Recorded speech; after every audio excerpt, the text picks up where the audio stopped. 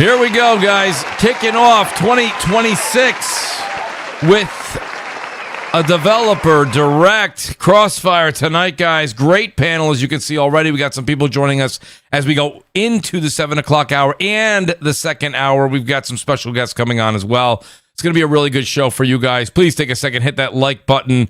Go ahead and hit that subscribe button. Your name comes up in lights. You guys love it. I know I love it. So you guys have to love this, right? Right? Guys, I got to be honest with you. Promises made, promises kept. Continuing to do stuff over on twitch.tv. Please go over and check out Mooch TV. Same thing over there, M00CHTV. Drop the O's for zeros. Right over on Twitch. Won't be going this weekend, but we start up again Monday night. So I won't, like I said, this weekend, no stream on Saturday for Mooch. Blaze and Lazy, shout out to Blaze 4K and Lazy Vibes. They're going to be going Saturday morning at 11 a.m. So go over and check those guys out if you've been following Mooch as well. But I'll be back with the guys on Monday night. That being said, we got an outstanding panel. Lot to talk about. Okay, a lot to talk about. Right above that outstanding, look at that great description right there. Gives you a little synopsis, too. There is the join button. Feel free to hit that button, and your name turns green, okay, in the chat. It turns green. It's fantastic. You're part of the Mooch Maniac family members just like that. That being said, this fantastic panel, I have to take a minute, and I have to say a special shout-out to the great Death Singer. I know that you guys all love Death Singer. I know that, okay? I am well aware that you love him, but you're going to love him even more tonight.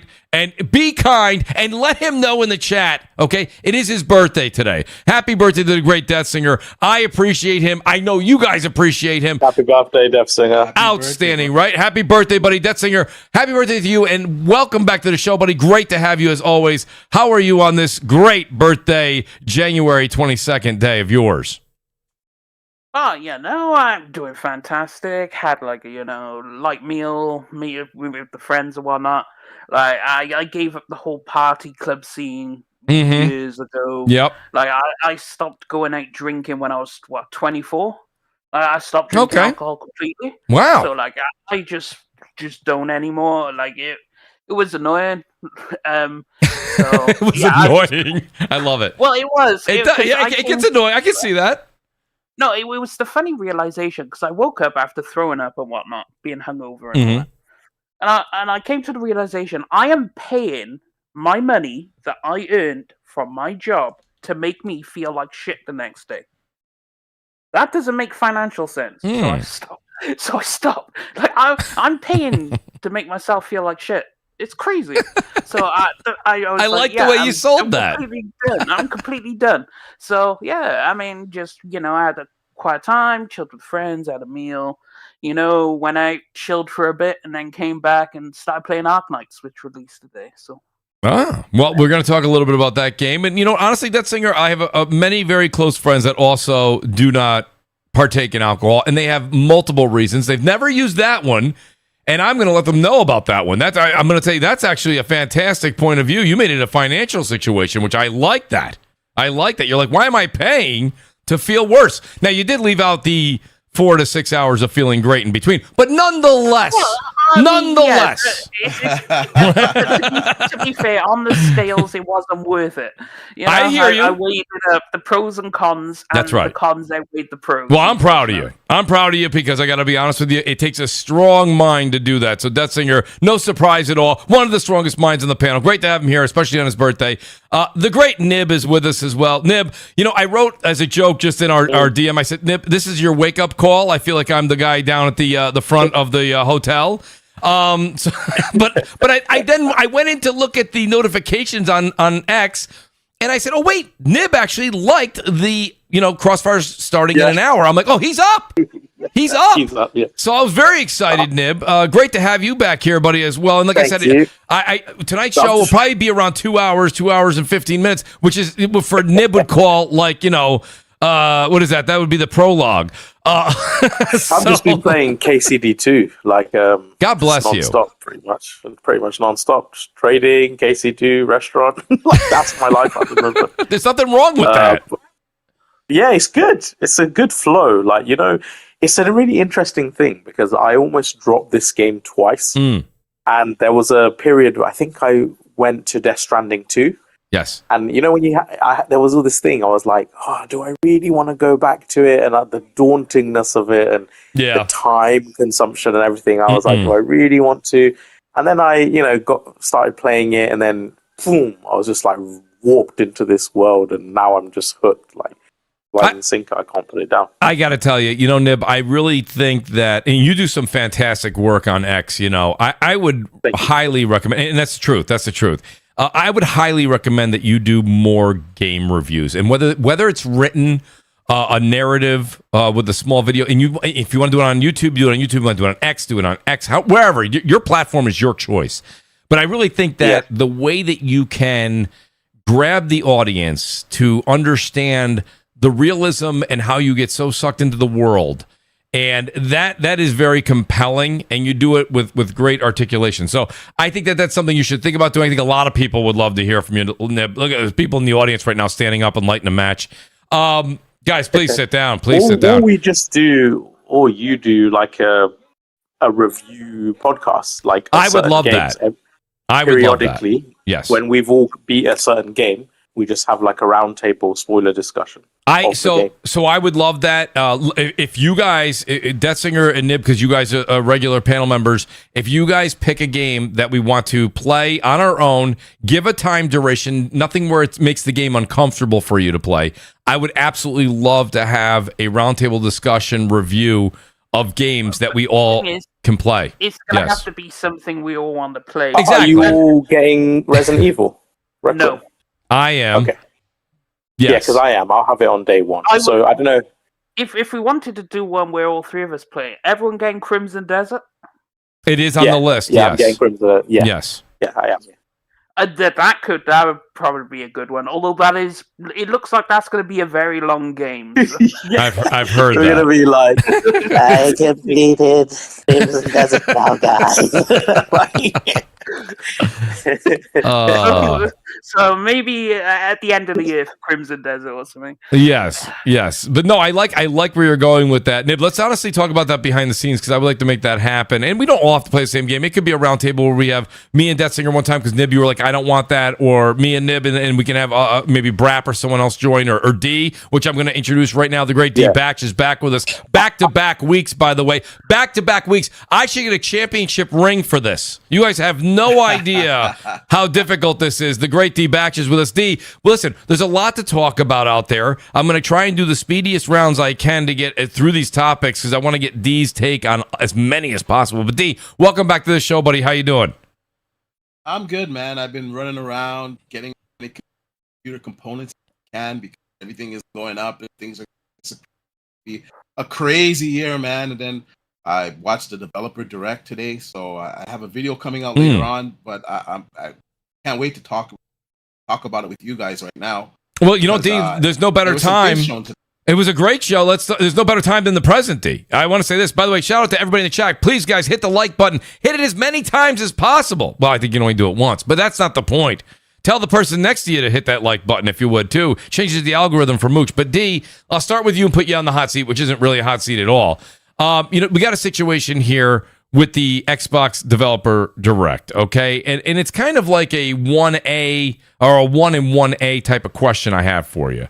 What did you see from the publisher that impressed you, and what kind of fell short? And one of the other things I have here is Fable and other massive Xbox games releasing day one on PlayStation. Xbox, listen, we're not saying Xbox full third party. We know that. Thoughts on Fable maybe even being delayed? That's another thing. I'll just throw a caveat out there. But first, let's get into what you thought of the games that you saw. First of all, I was really impressed with Playground Games, Playground Studios. Yes. Like, to me, they're Xbox, Microsoft's naughty. They can't miss. Everything that they do is just top-notch quality. And I was really impressed with what I saw.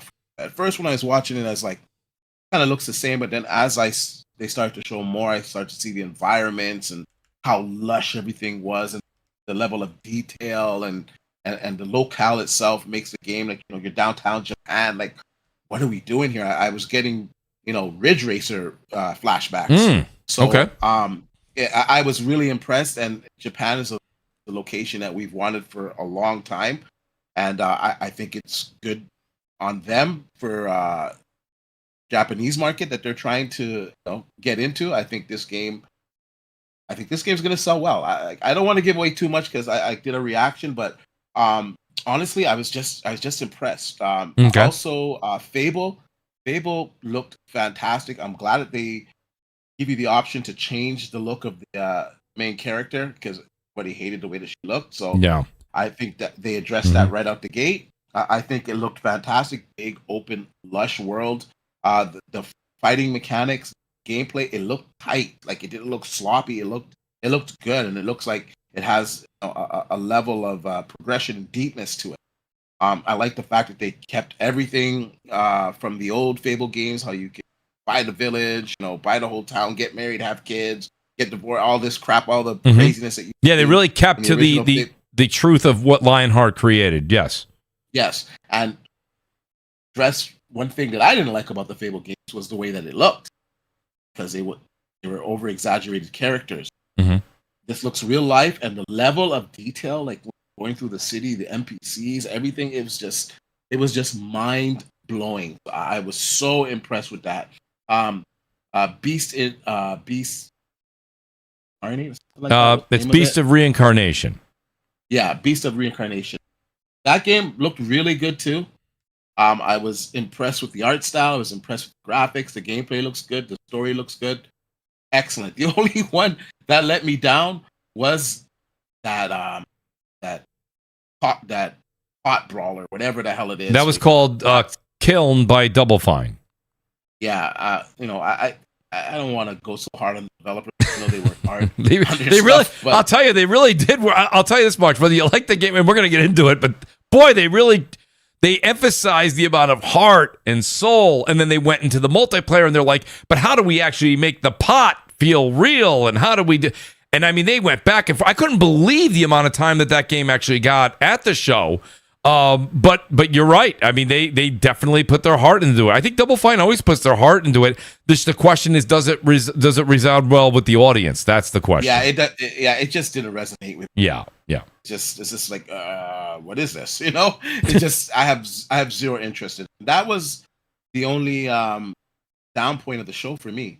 I thought it was excellent. I gave a lot of time to each game.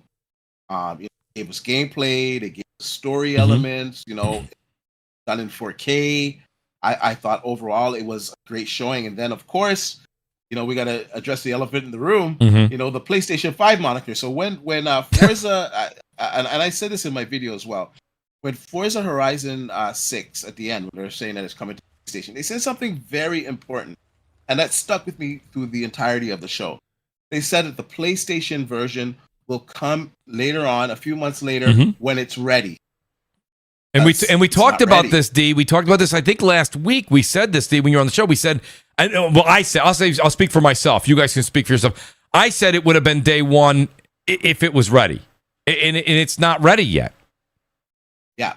So and they said that, and then if you look at the theme of the show, Beast in Reincarnate, it was announced for the PlayStation 5 as well. Yep. And of course, Fable was announced for the PlayStation as well. Yes. And there was no moniker, it's coming later. It's like, no, this is coming out in, fall, in the autumn, and it's coming for the PlayStation and Xbox, PC, da-da-da. And those, Fable's major, okay? Fable is major, all right? Yes, it is. Anybody saying that it's not major, that is a pillar game, okay, for Xbox. And it being day and date on PlayStation 5 as well tells me, or anybody says, the rest of their games are coming day and date, because the only reason why Forza wasn't coming day and date is because the PlayStation version is not ready yet. That's right. Because they got to optimize for the PlayStation 5, and they got to optimize, obviously, for the PlayStation 5 Pro. When do you think, and I want to get the rest of the panel's thoughts in here, D, but I'll ask you this one question real quick. When do you think that PS5 version will come out? Will it be prior to September? No, man. I think they're gonna milk it and release it in the fall. They can sell. Okay. I think like. No, that's fair. That's fair. I mean, the only reason I said is the closer you creep closer to that dreaded, scary date of November 19th. I think when GTA is coming out. Correct me if I'm wrong, guys. I think it's November 19th. But yeah. I thought they might want to get some sales, get some money before people start. Forza is going to sell gangbuster. Yeah. I don't think people realize how big the locale of Japan is for that game. It's gonna sell like crazy. And Forza Horizon 5, argue with your mama, is the best racing game ever. Like I like Gran Turismo, and I own every version of Gran Turismo, playing it since like way back, its inception, and it looks fantastic. Don't get me wrong, it's a good looking game. But when we're talking about looks and playability, there's nothing that beats Forza Horizon. Just so much fun. You know, there's going to be times in Gran Turismo you're playing it and you're just get bored, man. Yeah. And Forza, you just don't. There's so much variety, so many things you can do, and you can do long things, you can do short little things. There's just so much variety to that game, and just the essence of it, the soundtrack. It's a vibe, you know what I'm saying? It is a vibe. It's definitely a vibe, and I like the way you kind of put that. Well, welcome to the show, the great Jez7780. Jez, you probably stopped and picked up Five Guys on the way home before the show, which I wouldn't blame you at all. Man. And Jez, I know you said you were talking before the show, and you said you may not have gotten a chance to see too much of it. You probably watch some of it right now while you're actually. I was doing it. Yeah, I was actually doing the Cliff Notes edition. Just going through it. Because I was so busy and crazy at work, I did not get to see. Well, let me let you do this, Jez. Honestly, I wanted to introduce you because you're on the show now. But take a second to do that. I'm going to ask Nib, and then I'll come back to you in a second. I just want to give you an opportunity to at least see what we all saw. And then have your points, because really you can kind of get the Cliff Notes or watch the abbreviated version and then get to it. Nib, you heard a lot about what D said, and I'm right. Yeah. I'm right there with probably 80%. And I think that, by the way, some people wouldn't agree with me on that, but 80's pretty good. I'm with D on 80. I'll save my thoughts. What do you think from what you thought, and also anything that you and D maybe don't see eye to eye on? Because D gave that sounds like a great grade from D. Yeah. Okay, before I go, the whole Gran Turismo thing. It's a very different thing, isn't it? Like, it is Gran very Turismo different. Is like a racing enthusiast game. Sure. So, you said you get bored with it. I never got bored with Gran Turismo, not even for 1 minute. And I have 140 plus hours in that game. Yeah. So it really depends what you're after from a game, because the thing is, what I always say is, I recommend Forza Horizon even to people who aren't really car enthusiasts, because it's more like a car adventure game. Like, you're breaking signs and you're driving through the fields and you're doing crazy jumps. It's like much more casual. Like it's like a blockbuster movie versus like something that's trying to win an Oscar. It could be the highest quality blockbuster movie, say like a Terminator 2 or something like that. But it's going for a different kind of vibe, and that's the way I would compare those two. I actually do think, Forza Horizon is probably the best like driving game. I heard someone mention it in the tweets earlier, whereas I would say Gran Turismo is probably the best, at least on consoles. PC is a different thing, iRacing, etc., R-Factor. But on console, it's the best racing sim. But in terms of the show, what did I think of it? I mean, Forza Horizon, I've been wanting it. I literally have hundreds and hundreds of hours in this franchise, right? I will admit that my time playing each one has become less and less every release. Because as much as I absolutely love it, and I do think it's the very best franchise that Xbox has, like it's the best game they have, there is a bit of familiarity kicking in. Like overt familiarity. I'm the same way, Nib. I think 5 was probably the best, and it's the one I had the least hours in. Yeah, but also not just that. I don't know, obviously you can't tell from a trailer, but I also feel that, like, for me, the peak was Forza Horizon 3, and I feel like ever since then, they've kind of been casualizing it a bit too much.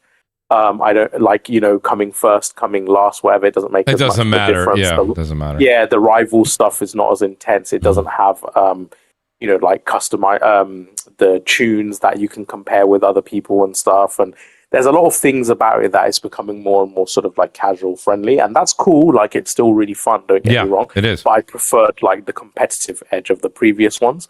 But obviously, Japan is Japan, and just from the mountains, there's that scene. It's like an overhead bird's eye shot of all the like hairpins down the mountain.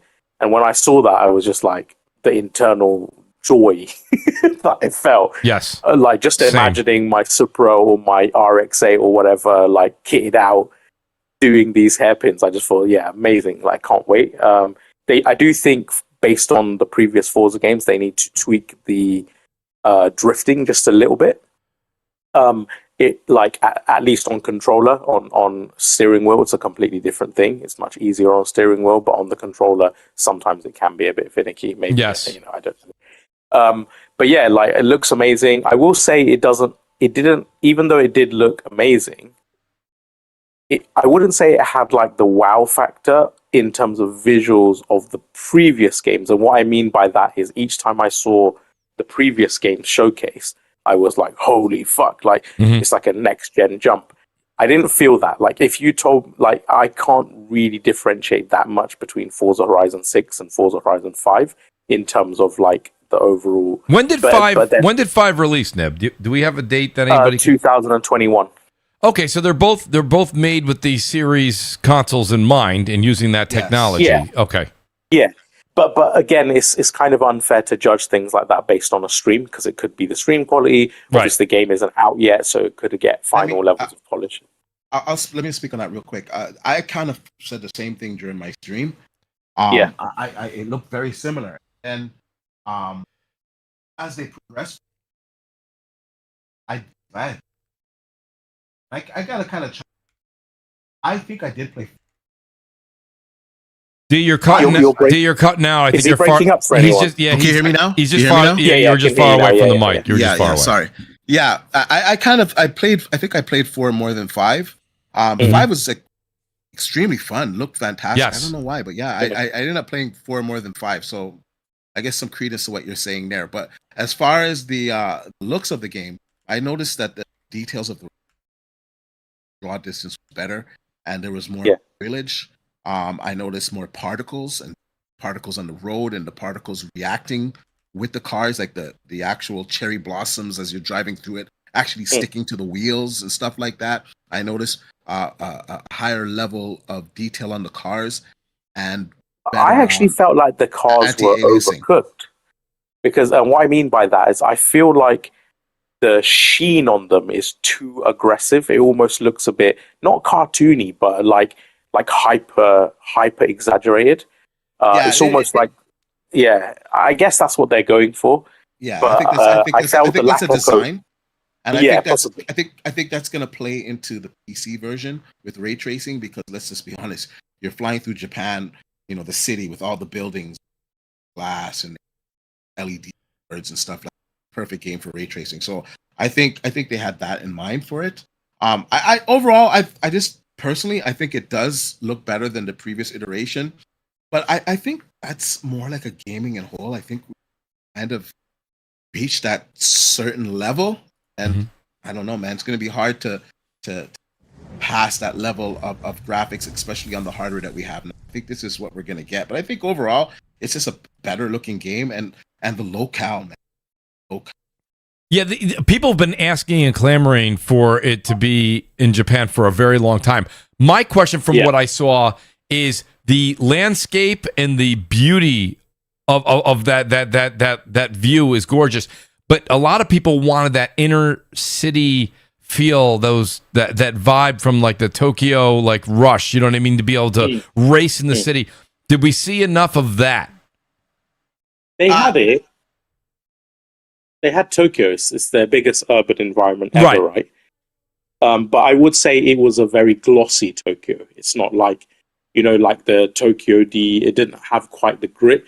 But then again, it's it's a new modern Tokyo, right? So so it was always going to be a bit different. Also, too, I think they're gonna make some adjustments closer to the release as well. We still got quite a bit of time before this game comes out, so.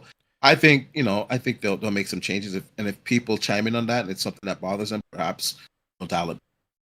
On to Fable, like Fable from a game, from the RPG gameplay system side of things, I love like everything I'm hearing, you know, all the NPCs and all the detail of the world and how you can be rich and poor. Yep. I love like the British humor. Like, I don't know if anyone noticed, but like in the UI, it shows what the like one of the NPCs thought of you, and it said something like rich twat.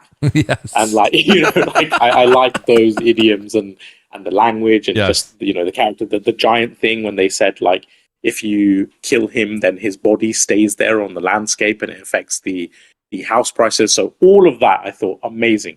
As I said before on this show, like that's one of the things that really appeals to me about Fable is this like, you know, old Hamlet, British medieval style of art coupled with the British humor and wit and everything like that. And it sounds like it's got all of that. And I love the art direction. I will say though, and this is like, I'm sure they'll fix up. I thought the performance was really bad. Like, I don't know what frame rate. Maybe Digital Foundry will do the analysis afterwards. I saw that. Yeah, but really chuggy frame rates and multiple screen tearing, and I thought that was a bit unusual. And two, the combat just doesn't seem great to me. Like it's a bit slow. Middling, and like there's not that much like panache to it, not much extravagance. It kind of came off like a Avowed like fighting mechanics. So very. How did it come out like Avowed? Avowed sucks. No way. Avowed. Well, first of all, Avowed wasn't. It was much tighter than Avowed. It was. Yes, it was. No. It was. D. Hold on a second. Hold on. I'm just giving a reference because it's the first thing that comes to mind. Yes, it was much tighter controls than and looking action mechanics than it did Avowed. But I meant it wasn't. Remember, this is Playground Games' first stab at this. No pun intended. Yeah. So you know they're doing. This is not. It's not a critique to say. I thought it looked great. I didn't see the frame rate issues that a lot of people started mentioning online afterwards. But I'll go back and take a look at it again. But yeah, the gameplay, like, you know, it was like, oh, there was 3 enemies in front of you, and it was like you wave your wand and bang, you hit them with the thing, and then the big heavy axe that just comes down over front and squashes the little. It was very, when I mean Avowed, I meant that in a simplistic, not that it wasn't tighter, but it was that simplistic kind of action. We didn't see anything. A lot of people critiqued also in Fable that they didn't show like a series, like your main character, they went out on a quest, show the game. You know, when you see a lot of the PlayStation State of Plays and they get the in-depth thing and they play the game for like 7 minutes in a row, like it's the whole flow. They didn't show that. It was glimpse here, glimpse there, this fight over here, completely different fight over there, completely different fight over there. And I'm not saying that's bad, but it does make you, we've seen a lot of these now, right? So these developer directs give us a bit of a glimpse into things. And if you actually do your homework and watch it, you get an idea. There was no X factor to the combat. And the only 2 aspects of the combat I thought, like, okay, that's pretty cool, was one where he shot the guy in the leg and tripped over, you know, like Resident Evil. I like that. That was cool. Yes. And I've got, obviously, with my surround sound system, I thought the big hammer mallet thing, like the thud from that, the bass from that was good. Like, it sounded pretty powerful. Fire was yeah, but when he had the sword and they were kind of parrying. But you know, there was some games, and this gave me. I don't know. You know, when he was swinging the big longsword around the tall enemy, it's not a giant, but he's, let's just say 6'5" or 7 foot or something, some little enemy he was slashing. I just felt like in terms of the hit reactions, the animation, the blood or effects or whatever, it just felt a bit like swooshy. Like it didn't have that impact and power that even like that I get from a lot of action games now. So I think they need to work on that. It just seemed a bit slow and muted. Like there was nothing. But the weapon, I think the weight of when he's only the hammer. I didn't think any of the other weapons. The sword. You could see the weight.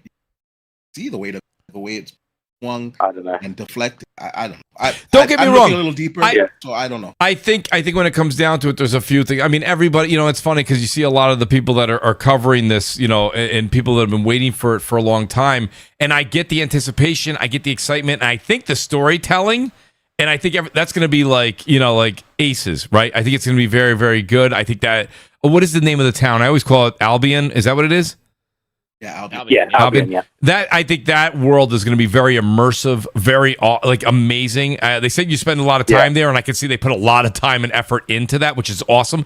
It just kind of looked like some of the magic and the action looked like a step down from like a Hogwarts Legacy, and it was like. Yeah. Hogwarts was good because it was fluid and it was fast. This seemed a little bit slower, a little bit clunkier, and that was what I kind of got from Avowed. Remember Avowed? You'd have a melee in one hand and you had your spells in the other, and it just felt a little more clunky. And I felt like this was a further out version of that. And I'd love to be wrong. Even Hogwarts Legacy, right? Because I actually have been tapping into it the last few days. I don't know if you saw my tweet. I was tweeting about it. But even Hogwarts Legacy, I noticed like when you're doing certain attacks and Avada Kedavra and the other one where you like Excrucio and stuff like that, there's actually, it's like almost like an event when you do a magic, because like say you do Excrucio, right? And it's like red. The whole fucking environment around you glows red, like and the sounds, just, the enemy is screaming and shit. And then when you do Avada Kedavra and stuff, and like it's green, and again everything glows up. And not only do you have shitloads of particles and everything like that, so they made it a real. And again, when you do the what's the one where you freeze them and you blow them apart, and there's like shitloads of shards of ice like everywhere. It's a really impressive, extravagant type of magic that it feels like an occasion. I didn't get that from this. So, maybe they could just dial the notch up from like 5 to like 9 or something, like. I think it's unfair though to compare that, because it's like, for example, it's like Hogwarts Legacy magic is pretty cool, right? But then I play something like a Baldur's Gate or I play a Pillars of Eternity. If I cast Lightning Storm, nothing has the particle effects of that spell going off, because the entire cloud comes around, it spins around, the storm builds up, you see the lightning in the clouds, and then it starts slamming down everywhere. And if there's water, but it's still a feast though. It's still a extravagant. But and look at Final Fantasy, like any of those games. Magic differently. Like even I know it's not really magic in The Witcher because it's the whatever the fuck signs. Even that's like really muted. Like I know it's not really about magic. I don't like the combat in The Witcher, so it's not a good example for me. Well, that's the thing about Fable. Fable combat reminded me of Witcher combat heavily. Like when I watched him fight with the sword, I was like, I could see Witcher in this, which is not a bad thing. It's a bit clunky, but again, you said Fable's combat looked a bit clunky. Witcher's combat was clunky. Like Witcher's combat was nothing to write home about. But that was never. I still think Witcher's was quicker with his dodges and rolls. No. Well, it depends. I think it depends what kind of. Sometimes it could be quick in Witcher, but sometimes if you want like a charge attack or something, it's really, really slow. Did we even see any like counters or dodge rolls or like anything like that from Fable? I don't think we did. We saw a dodge roll when the cockatrice attacked, right? Oh yeah, we did. Yeah. There was one. Yeah. Yeah, I don't know. Yeah, don't get me wrong, but I still think the game looks amazing, and probably it will probably be one of my favorite games of the year.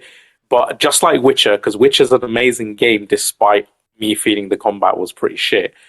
So much so that even on Death March, I found the game like abysmally easy. And I don't know why that is. Maybe I just had like a really good build or something. I don't know, but I feel like it was so easily cheesable.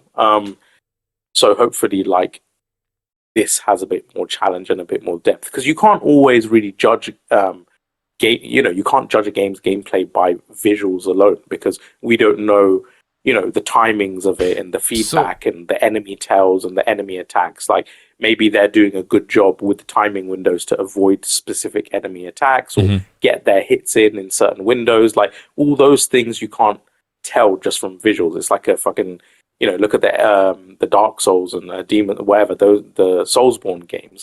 Like maybe if you just looked at the footage alone, you might not realize how much effort there is and skill in the moment-to-moment combat. So maybe it is a bit like that as well. Maybe it's just a bit more methodical, but obviously we have to wait and see.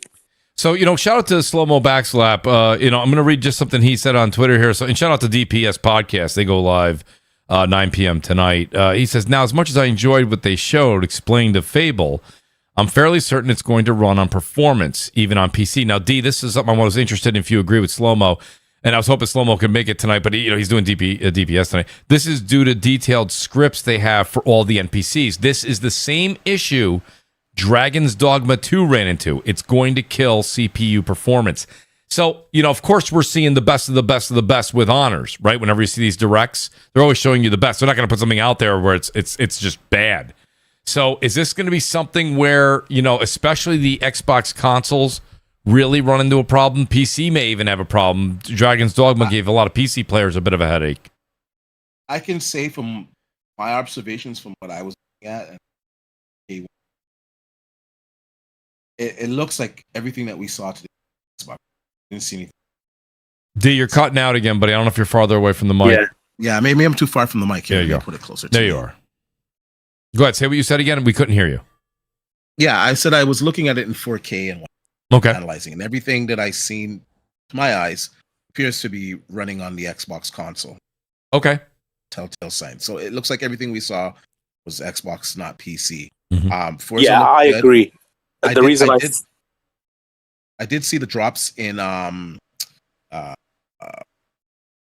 Fable, and if I had to say, I don't know if there was parts that were unlocked, because there were certain parts that weren't choppy, and there was other parts that were choppy. And I don't know, if I had to say, it probably has a 30, probably 4K 30.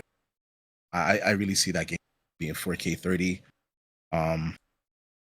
I think they're going to upscale it. It's going to be like 4K 30. I don't think the game's going to be running at 60 FPS. I could be wrong on it. I don't know what the developers have said, but just seeing that choppiness and everything that's going on in the world and the level of detail, I just think it's going to be running. So I actually, maybe the Pro version has an unlocked version, and of course PC's PC. Yeah, so the 4K screenshots that I posted on my Twitter from the Xbox press site or whatever, I'm pretty sure they are from the Xbox version, because without being bad, obviously I only picked the best screenshots, but there were some screenshots that you could see it had notably lower resolution and image quality. It must be being upscaled from quite a low resolution. You can literally see it. I didn't do pixel counting. I probably should at some point, but the reason I think it's kind of pointless, because the game is still far away. So this isn't, it's not really indicative of what the game may look or run like at the end.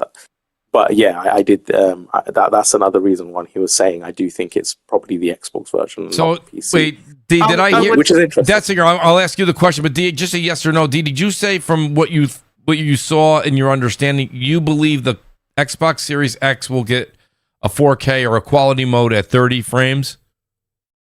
And that's it. They won't have a 60 frame option. I think what they showed us was 4K 30 mode. Okay. Maybe they'll have a.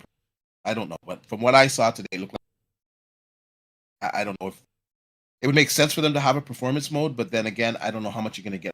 Well, so far, Xbox's games that are of this caliber have all released, for the most part, 4K 30, and then they'll have a 60 FPS patch down the road. I don't know if that's the case here. The other thing that might be a bit of a question mark is this is releasing day and date on PlayStation 5, and I'm sure it's going to be Pro Enhanced. That would not look good if the Series consoles are coming out at 30. Oh, no, it's still going to... It's still going to struggle. No, struggle is one thing, but having a 60 frame option, Death Singer, is another, right? Having an option and not is day and night. I think they'll have a performance and a quality, because they do too. Do that a lot now. Looking at the screenshots now, I reckon it's got to be DRS, because I can see whenever there's a long distance shot with a lot of draw distance, it looks like it's softer image quality than when it's close up. They didn't show that today. That's probably a separate post of screenshots, and I guess that would indicate. I'm just guessing. That would indicate maybe a performance mode. But from what I saw today, it looked sharp. It didn't look blurry, so that was a 30 mode, and I would just base value on what you're looking at there with DRS. Probably their performance mode. That would make sense. They would lower the resolution in order to higher. And to Mooch's point, that's what it's going to be on. The Pro will probably make it more locked to 60 in like the performance mode and whatnot, there probably won't be as many dips. But at the end of the day, this is a CPU bang game. Everything they said, this is a CPU heavy game. The GPU that they beefed up ain't gonna make a lick of difference. This is all on the CPU. And as much as they jazzed up, well, the GPU will help as well. No, I mean they got more bandwidth. It will help, but for like all the NPCs and all the shit they're throwing in the game, like interacting with 1,000 different NPCs. Bear in mind, they also have to remember the logic. Shit you do in the world, they have to remember that. So every single NPC has to have a different reaction depending on what they are to what you're doing in the world. So everything is so reactive. This is my problem with GTA 6 because that's going to happen with GTA 6. Because they have so many NPCs doing so many things. All of this is CPU bound. And that was the problem with Dragon's Dogma. To be fair, though, you know, we make so many comparisons on the PlayStation 5 Pro's CPU to the Xbox, saying it's the same. It's really not the same. It is like, well, I mean, depending on the game, it's like 10 to 50% better. That 10 to 50%, that's not nothing. No? Oh no! What I'm saying is, it's gonna lock to the frame rate that it's targeting, rather than dipping. Like on the Xbox, I expect to see it dip into like 40 FPS in performance, or maybe 50 in some areas. Maybe you're going through a city and it'll drop to like 40 or 50 FPS or something, whereas the Pro would lock to 60, for example. So I could see that happening. But I could generally see, judging from when it looked, because the way it looked, I was like, oh, this is a CPU bang game, and you're telling me the NPCs and the world is all reactive? Oh, yeah. Nah, this is gonna be hell on CPU. So, I would reckon you'd get 4K 30, and you'd get the performance mode, and they'll call it a day. There'll be drops on the Xbox, there won't be drops on the Pro, and have fun with the game. It's a really good looking game, though. It is amazing, very good looking game. Shout out to Andy Hart real quick. He says, Forza Horizon, my standout graphical masterpiece. He goes, has Gears E-Day got a release day yet? No, we're going to talk about that, Andy, in a second. He says, stacked 2026 for games. I know no Gears E-Day meant to be this year, but personally, I think January, February 27 would be perfect release time for. He's thinking Gears E-Day for 2027. It's coming out in the fall, close to Christmas for sure. Because we have the dates of these other games, right? So it's gonna come. Shout out to Crow as well. I appreciate you being here, Crow. Maybe the 25th anniversary. Well, what was that game? The other one they showed by Games. What was it? Game Freak or whatever. What was the game called? Beast of Reincarnation was one, and I thought that looked good. I thought that looked great too. Yeah. Go on, Jez. You speak on it. Jez, what do you think about the show? No, I was doing the rundown of everything. So I was listening to you guys too while I was watching it. So I would just say, pretty damn solid show. Like I think everything looked really good. What they shown. Like I think Playground is definitely one of their strongest studios. And I've always said that Forza Horizon has been one of those games that kind of stood the test of time against the Game Pass kind of effect. Like I think Forza kept its quality, kept its expectations, and has delivered the Forza Horizon. Forza Motorsports, that's another story. But Forza Horizon looks absolutely incredible. Definitely, I'm excited that's coming in May. Untraditional, like they don't traditionally release the Horizons early in the year. They usually are like a September type game, or later in the year game. That's just really good that they're doing that in May. I think that's a great time for it, and I agree. Like it is probably going to be a big seller everywhere. Like Forza 5 was crazy. Like even when you watch a lot of demos with PC guys like checking out metrics, like Forza runs great. Forza Horizon's always one of those games that they use for benchmarking and showing, especially with the handhelds and with GPUs. Like Forza's just one of those games, and 6 will be the same with that. So I thought it looked great. My biggest one that I was excited for and I was happy to see was Fable. I think from what they shown, and again, I didn't get to listen to all their like what they were saying and stuff. I was more of just going through it and just kind of seeing it because I did like the Cliff Notes version. It looks good. Like I think it looks really great. The environments are there. Like it definitely has that feel of Fable. It looks like it. You definitely can see even the way the character walks, the camera. That is definitely reminiscent of Fable. Like they kind of they've done, like, they really did something that's kind of the impossible. Like, that is something that has really been, I thought it was going to be a big pressure on them to call it Fable and not something different, because there's a lot of expectations that come with Fable. And from what they've shown, like, that's it's Fable. Like, you look at it, it definitely feels like Fable. The combat looks like that. The same stutter stuff that they do. Fable did that stuff too, like that slow motion hits, and I know it's jarring when you look at it, but from the combat, but that's kind of and I know Hogwarts does it similarly too, but Fable kind of did that too when the watching it. But I have to say, the one thing that I always say with Microsoft, or what they do when they show it, though, there was a lot of talking, and if you do this, that's gonna happen, and like Mooch was saying, show it, like show how, like, yes. Just show a segment of that. And that was something I was screaming from the rooftops when they did Starfield, and I was like, just show him leave the planet, do a mission, and come back. And they never did. It was all these cuts of somebody just walking on a planet, somebody just talking to somebody, then a little bit of shooting, then a little bit of this, and we found out what. Tons of load screens.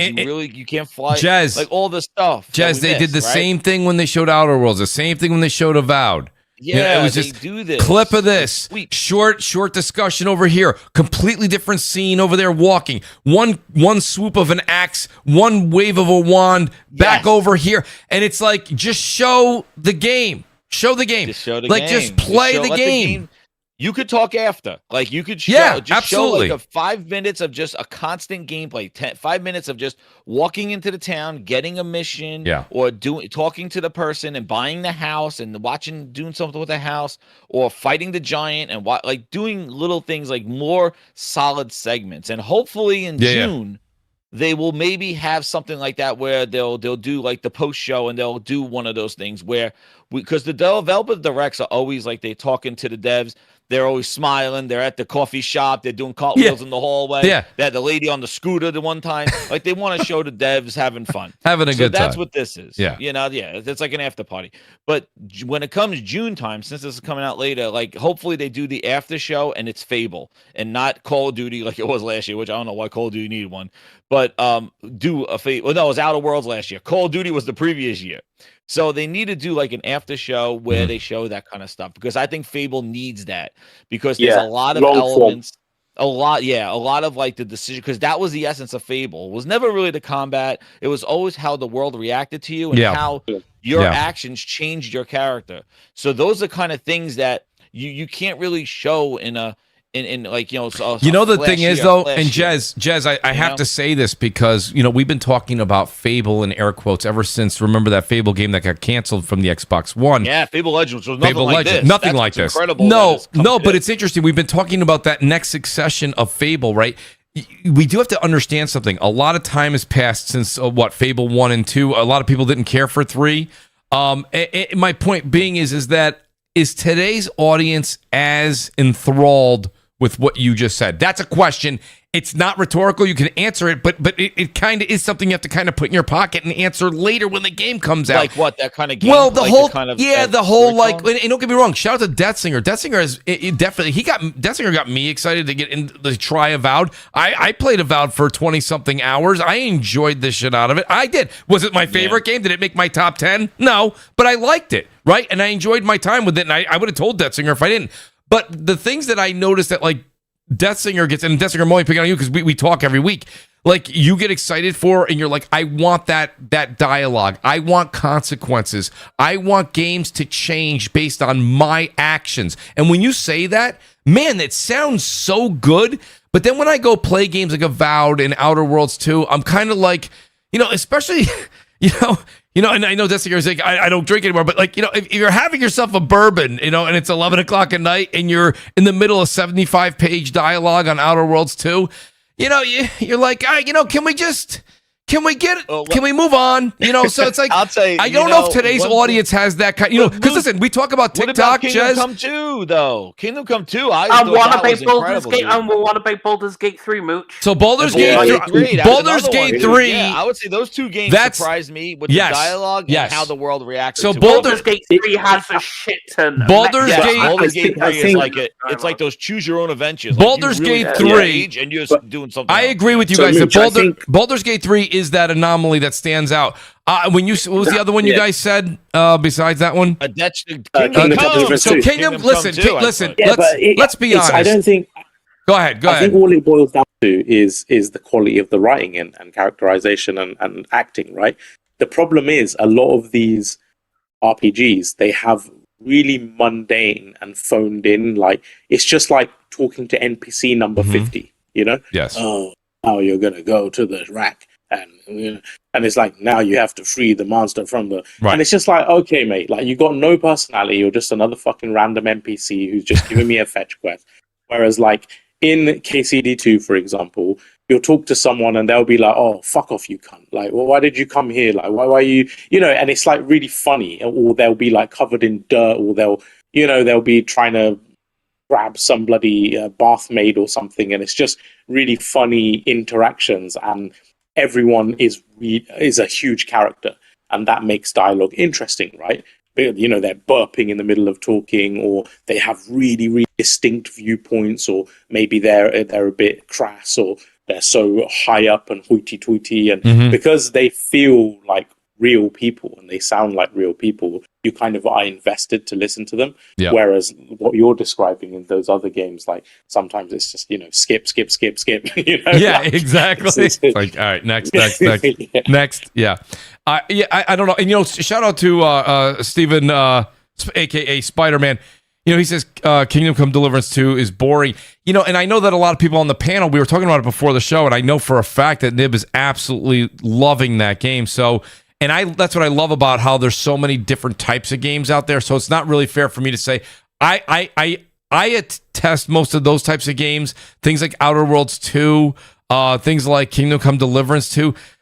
I play video games for more action based. You guys know that I love more I'm more multiplayer focused, but I love a good, like, I can't wait for like Resident Evil. You walk into a situation, you get said story then turns immediately without transition into action.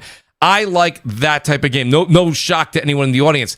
To me, things like Kingdom Come Deliverance and this and that, to me, it's kind of like, it's like reading a book. It's like reading a book. It's like, it's games. No, I get it. And that's not this game. That's not a slight on it. Fable was never like, Fable wasn't like that. Like there wasn't like Fable was more dialogue stuff. It was definitely more streamlined. It's more streamlined. But it was more of your actions though. Like it wasn't like a Starfield where they'll have like friendly react, or like a Oblivion where you want to be nice, you want to coerce them, you want to do this. A Fable was more of like what you did. Like if you went into the town, started kicking chickens, started like cutting up people, started like bullying or running into people's houses. It's like, who this guy, and like the town would kind of like not welcome you when you come back. Jez, let's see if they do that. But Jez, can I ask you? I want to ask you a question because you made a great point. It's a question again. It's not a critique. It's a question. What was fascinating back in the 360 era?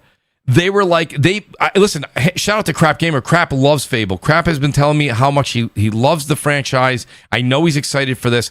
And the things that he told me that he loved so much about Fable, I think Playground Games nailed.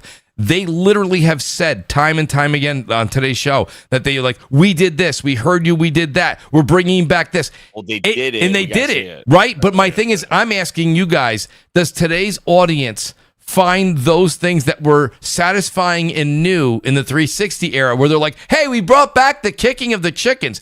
You can kick a chicken in almost every game now. My point, it's like, I'm just saying, are these things going to bring in that new audience? Will it bring in the faithful? Absolutely. But will it bring in that new audience? Will it do gangbusters on PlayStation and PC? I think so, because it's a question. It's not a critique. In the current state of RPG games that we have right now, I think it will be a fresh edition. I think it looks great. Differently. I mean, they nailed the aesthetics. And it looks great. And I think the fidelity of it is going to be sell people, because RPG games are not really known for their graphics most of the time, or even their tight gameplay. They're known for the story and the dialogue. And if this game can capture all of that, also looking beautiful and looking modern, I think there is a place for it. Personally, I don't play a lot of role-playing games, especially these mystical games, and I can't wait to play this game. So what does the RPG guy feel like? He's got to be salivating for this game. Yes. Well, let me ask Destinger. Destinger, how long do you think this game will be to complete? I'm not talking about 100%ing it. I just mean like I don't. I have absolutely no idea. I can't. It doesn't. RPGs are unpredictable. Like it depends how big they make Albion. It depends like how many quests. It depends how many side quests, NPCs, explorable locations, points of interest, dungeons, bosses, side content. Like how long does it take to buy up every shop, every house? Like you want to get married, have kids, like all this side content. Yeah. Like. Thing is, RPGs, they're not streamlined like that, or at least they shouldn't be. So it's really hard to put it'll take you about 40 hours to beat because everyone's going to be individual. Mm-hmm. So it's not like a streamlined game. Like a Hollow Knight Silksong, right? Mm-hmm. Hollow Knight Silksong, you could generally ballpark a number, and most people will hit that because it's linear. Like right. You go here, you go there, you go there. Whereas this game is like, well, is it going to be as big as something like I don't know, what's a recent RPG? Is the world going to be as big as like an Outer Worlds 2? Or is it going to be as big as a Kingdom Come Deliverance 2? Is it going to be a bit smaller? Is it going to have less content or more content? Is it? So it's really going to be interesting. Yes. That's why I can't give you an hour. No, that's well, I think that's fine. One of the things, Mooch, to answer your question, like I really think that there's a lot depending on like, I think they had a good initial showing with this. Yes. Like this is the car in the marketing, right? So they had a good initial showing. The graphics did hold up. There wasn't the downgrade talk. There's no downgrade talk. Like it looks great. Yep. The combat definitely, I think it needs a little bit more work to it and some of the performance of it. Yes. But obviously it's early, but it did show well. So like now this is where Microsoft has over year is like, you need to keep going. Like if you really want this game to do what you're saying, now you need to let them know that because there's a lot of competition, especially when this thing's coming out when it is. And I know that was a big thing where it said autumn. We don't have we don't have a month. We don't have a day. We have a season. I'm so glad you. So Jez, you know what? And that's always when we get that. Yes. And when we get that, because everybody thought because if it's shown on the developer direct, that's usually the first half. Not necessarily. For the last couple of years, it's been like they've been showing games later on. We had Indiana Jones that was delayed and was showed showed tons of times and it got delayed all the way out to the final of December. That's right. So this says autumn. So we don't have a date. We don't have a thing. So there's some question marks there. And now they need to ramp this up. So like now maybe in June do the after show. Now you show like a full gameplay. You show the stuff that you're saying because I did go through and I saw all the stuff that they were showing. Again, I just did the Cliff Notes version. A lot of talking, a lot of like, oh, you'll be able to do this. And he falls down and then he goes there and a lot of talking. I want to see. I don't think you see. You need to see that. I don't think ramps up. I don't think you're going to see another dive like you did today from them. That takes a very long time to put together. No, I mean, after the showcase, when they do showcase, but even I think another. Okay, the after. Yes. Yeah, but that's what I'm talking about. Yeah, but I think you'll have to wait for reviews for that. Jez, you're gonna have to wait for reviews because you look at any RPG. Wait, I got to wait for reviews. Yeah, because they don't show you side quests. Like, for example, Kingdom Come No, I'm talking about, when they do the after show and the June show. Yeah, I get what you mean. Yeah, like a deep dive. They did it with Starfield. They did it with Starfield. I don't think they did it. I think we're gonna get like Out of Worlds closer last year. to the release, but I think they pretty much showed they needed to show. They might have no. They pretty much showed all these. I was going to say, I don't think, Jez, I don't think you're getting that deep dive. And if you do, remember, go back and watch. You watched the. But go back and watch. Go back and watch. But go back and watch what Starfield did with their huge thing after the showcase, like you're talking about. That's what I'm saying. Fable does Outer Worlds did it last year. But it was the same thing. It was a snippet talking, snippet. Talking, it's the same thing. They already did that. I don't think you'll see it at the showcase. It'll get a proper showing, but it's not going to be what you think it is. The other thing is, and shout out to Innate who's in the chat. He goes, he was telling me, he goes, Mooch, he's like, I says Gears E Day, dude. Oh yeah, mate. Oh man, that's probably more like it. That's probably more like it. But I was going to say, just on the overall thing, like, this is actually the first year in so long that I can remember where I'm genuinely so excited for Xbox's lineup.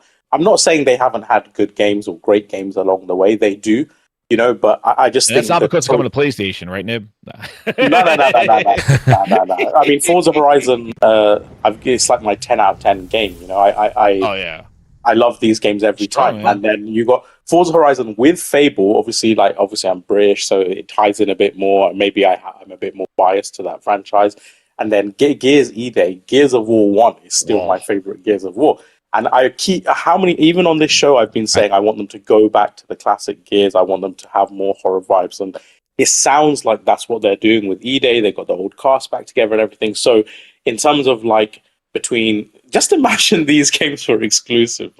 Imagine Fable and then Forza Horizon and then Gears E-Day, and then you had whatever they showed the other reason game. to buy an Xbox. It would be a reason, literally. If I didn't already have an Xbox, I'm telling you right now, I would easily go out and buy an Xbox for that. So real quick, guys. I just want to address this. Shout out to the real Nate. Shout out to Nate. He says I wouldn't put Kingdom Come Deliverance and Outer Worlds on the same playing field. If I didn't mean to say the games are the same, what I meant by that, Nate, was I was just saying the tremendous amount of dialogue. And Nate, if you're a fan of one of those games, you're going to say that doesn't bother me, and I don't see the problem with that, which is fine. Those types of games for me, they're just too slow. It's too much. Honestly, it's just too much text. It's too much text, too much dialogue. I don't mind a good story, but let's move it along. Now I know Nib loves it. I know he loves it. We were talking about it before the show. He's got 140 hours into it. I mean, here's the thing. I actually don't usually like super long RPGs. I haven't finished Skyrim. I haven't finished Oblivion. I have finished all the Fallouts, but yeah, Witcher 3. I didn't finish Witcher 3 even. So sometimes when an RPG is too big and has too much content, it's actually the opposite. I end up just getting a bit bored, especially if it has a lot of micromanaging and things like that. But it's one of the reasons. No, exactly. I was just going to say that's one of the reasons I did enjoy Fable so much. Because Fable was a much tighter, more highly paced. And I'm hoping it's a action RPG. I hope it's a faster pace. Exactly. World building. I think, in fact, the original Fable.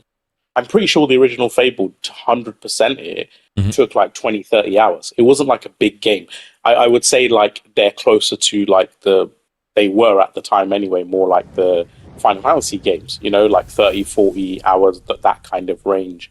Whereas these other RPGs like a Baldur's Gate and a Kingdom Come, we're talking 100+ hours. Those, have a lot of dialogue. It's a huge investment. The distinguishing factor I find is it's all in the writing and characters. If I find the characters and the world and stuff appealing, I will invest that time. But yeah, with Kingdom Come Deliverance 2, again, maybe it's because I'm biased, the British bias is kicking in. Maybe because that seems to be a running theme when they're so maybe it's that. But Mooch, based on everything you're saying, I have to admit, as much as I'm really enjoying Kingdom Come Deliverance 2, I personally would not recommend it to you. Because you got to recommend the games for the person, right? I feel like you're just going to be this is too much time, too much talking, too much dialogue, and it's going to be that akin to reading a novel sort of thing. But the one thing I have to say with Kingdom Come 2, I agree. I'm a very impatient gamer, but when those dialogues popped up, it was thoughtful. I didn't just click on it because it had a little just to get rid of it. You had. It would go a certain way. You could do certain things with the dialogue, and that's what I was so impressed with. And Baldur's Gate was the same. That I thought was very impressive. But again, Fable, I think the major thing with Fable is that it's going to be how alive does the world feel, and how those towns feel, and what you can you can do with all that stuff. And as long as they don't advertise powered by Copilot AI, that they just kind of they just cook this game and let this game react to what you're doing, because that's basically what it is. That was always the essence of Fable. That was Peter Molyneux's whole thing. Why he got shamed after the first game, because he made all these promises. These things are going to happen, and they never really did. And then he tried to catch up with 2, where 2 I thought was the best one. They put the dog in the game where it was the AI of the dog would react to what you're doing. If you're feeding it, you're sending on missions, doing that stuff, it will do things for you. which I thought was really creative. 3, he was gone, so they kind of made that more combat focused. That's the one that gave me one of my red rings of death. I remember that. Fable 3 when I was playing that one. Oh shit! And then after that, they went Connect version of Fable, where you're shooting powers out of your hands on a horse. And then Fable Legends, which I played the beta, which Fable Legends was a really good looking game. Yes, it was a good looking game. Beta, and I also had hands on at PAX with it, and I dominated as the overseer. I had fun. It was fun. They gave me a cape too. I have my Fable cape because I won. I beat the people at PAX. It was awesome. They gave me a purple cape. And then, but I was gonna say, I'm excited what it is. I want to see. Obviously, I want to see more of it. I do too. Good showing. Now Microsoft again has to deliver on these. These are big franchises. Forza, I think, is going to be an in. Fable, that is uncharted territory for them, and I think they started really well from what I saw, and I think now Microsoft has to get that momentum. But they have a lot of games this year, and the fall is absolutely insane. Well, that's it. I'm hoping. Listen, this thing don't something drop right next to GTA. You've heard this before, Jez. You've heard this before. Something's got to give, right? And I mean, you've got Fable. People are saying back to back moves. People are saying Gears. Yeah, this past year they dropped out of the what was it? The Lighthouse game. Then it was Outer Worlds 1 week. Then Ninja Gaiden 4. It was like 3 weeks back to back to back. And I hope they don't do that again. Yeah, but two out of the 3 of those games disappeared like a fart in the wind, though. Jess. And I said, if you do these, Halo, Gears, come on. And Gears E-Day, don't put that near Fable. Fable you need to have those separated. We used to do the list wars back in the day. Just listing off a series of games that's great if you want to do list wars. But if you want to actually say, which games actually withstood the sands of time, you know what I mean? Like I think Outer Worlds is the only one. Keeper didn't really hang around that long. You know what I mean? I think that was an hour and a half. And it's just I don't know. Having a lot of games is important, you know what I mean? But the quality of them is also, I think, trumps that. You know what I mean? It's more important. It's the delivery of it. You can't stealth drop Fable that needs a night. That's a meaty game, so that has to be somewhere. I would say Fable. I'm excited for Fable because September. I was never really a Fable fan. I've been saying this for a decade on the air. I've never been a Fable fan. I'm looking forward to this because I think it's going to bring. That's why I asked the question before, and I said you could consider it rhetorical or wait till the game comes out. But I'm saying I want to see enough of a change in the game that brings it to that 2026 besides just the visuals, right? Besides the visuals. Yeah. Are they going to do that with the mechanics? Are they going to do that with the story? Are they going to do that with wrapping you in that world of Albion, keeping you, enthralled, that kind of stuff. That's what I'm hoping to see. I think they said the right things today. I didn't see a lot. Yes. I heard a lot. That's a point. Yes, I agree with that. So go ahead, Nib, and I know Detzinger wanted to say something too. No. I get what you're saying. Like, I will say, me personally, I don't necessarily need so much innovation. More for me, it's more about execution. Even if they did do a similar thing, but it was just executed really well, I have to admit that would be sufficient for me. If the writing is on point, the combat is satisfying, there's a constant cadence of reward in gear, and it sounds like because you are building your commerce and your character and your wealth and your businesses and all of that, I have a feeling I am going to have that with that game. Like, it's constantly going to be rewarding your progress. And that's the thing with a lot of RPGs is, like, sometimes they don't really respect your time, or it takes way too much time investment to get a small modicum of reward. I don't feel like that's going to be the case with Fable. So I am super excited for it. But I was just to say on your point, you said that some of those games came like a fart in the wind. Yeah. Not to go on to the sales thing, but it's weird how there's this pressure on most of Yoste has to chart and has it done. And then but it's weird. No one ever mentions Outer Worlds 2, Ninja Gaiden, Avowed released right at the beginning of the year, right? So it's had 11 months of sales, right? But on the full year sales charts, even the multi-platform games like Doom, Dark Ages, etc. Notice none of them have charted. Like, none of them have charted in the full year sales. Ghost of Yote has, Split Fiction has, Kingdom Come Deliverance 2 has, Monster Hunter Wilds has. And that's why I say, all those other games did not. and I have to say, I think Death Stranding 2 is also, I don't know about a commercial disaster, but I would say commercially disappointing, because that didn't chart either. And I have to imagine it cost a bit more even than the first game. I get that Kojima Productions isn't huge, but it probably still cost a fair amount, especially with all the A-list actors and stuff like that. But then I'm sure Doom the Dark Ages did too. I know Avowed has 1,600 odd people credited to its development, and I think it took like 6 years or something, 5-6 years. So that would not have been a cheap project either. And these games are not doing well. So yeah, so before you start expecting, this exclusive or that exclusive to light up the charts, remember, while Ghost of Yotei, I know you were going to get onto this subject anyway, while Ghost of Yotei in the United States on PS5 outsold Call of Duty, fucking Ghost of Yotei outsold Call of Duty on the PS5. That's right. And is the third best selling game of the year. There are multi-platform games, multiple multi-platform games that haven't sold as well as these games. So it's just a bit of a strange dynamic where people have such high certain standards for certain games and platforms and completely different. Well, that was and you kind of summed it up with some sales numbers, and that justifies it. That's why when people are like, "Oh my God, it's going to be hit after hit after hit," and I'm like, "Well, you have to prove that it's a hit after hit after hit." You're just listing names. Like when we were doing this podcast, and again, we were talking about, oh my God, Obsidian. Remember last year, Obsidian. Oh my God, the Golden Tier. They're going to have Avowed, and then months later they're going to have Outer Worlds, and Outer Worlds didn't sell well.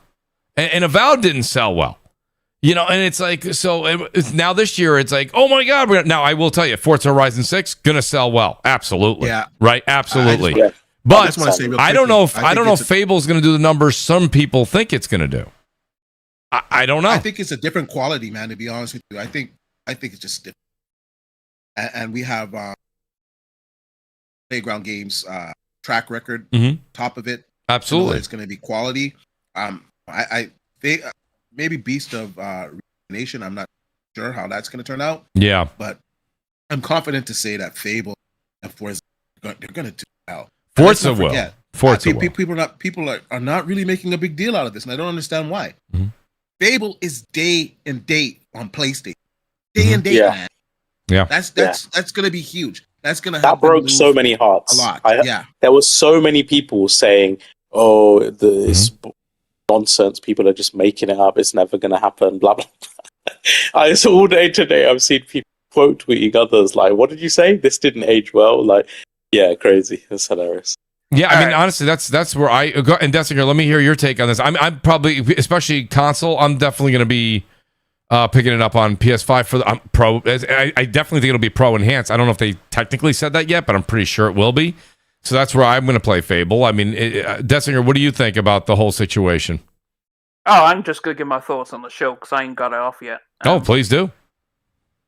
All right, so I mean, the show was good. Playground is absolutely cooking. I mean, they innovated on Forza. Like they learned from Forza Horizon 5, I think, that it can't be a bit too samey. So like, I love the setting. The graphics were always going to be good anyway, so I'm like, okay, it's going to look beautiful on my PC, so regardless, I don't care.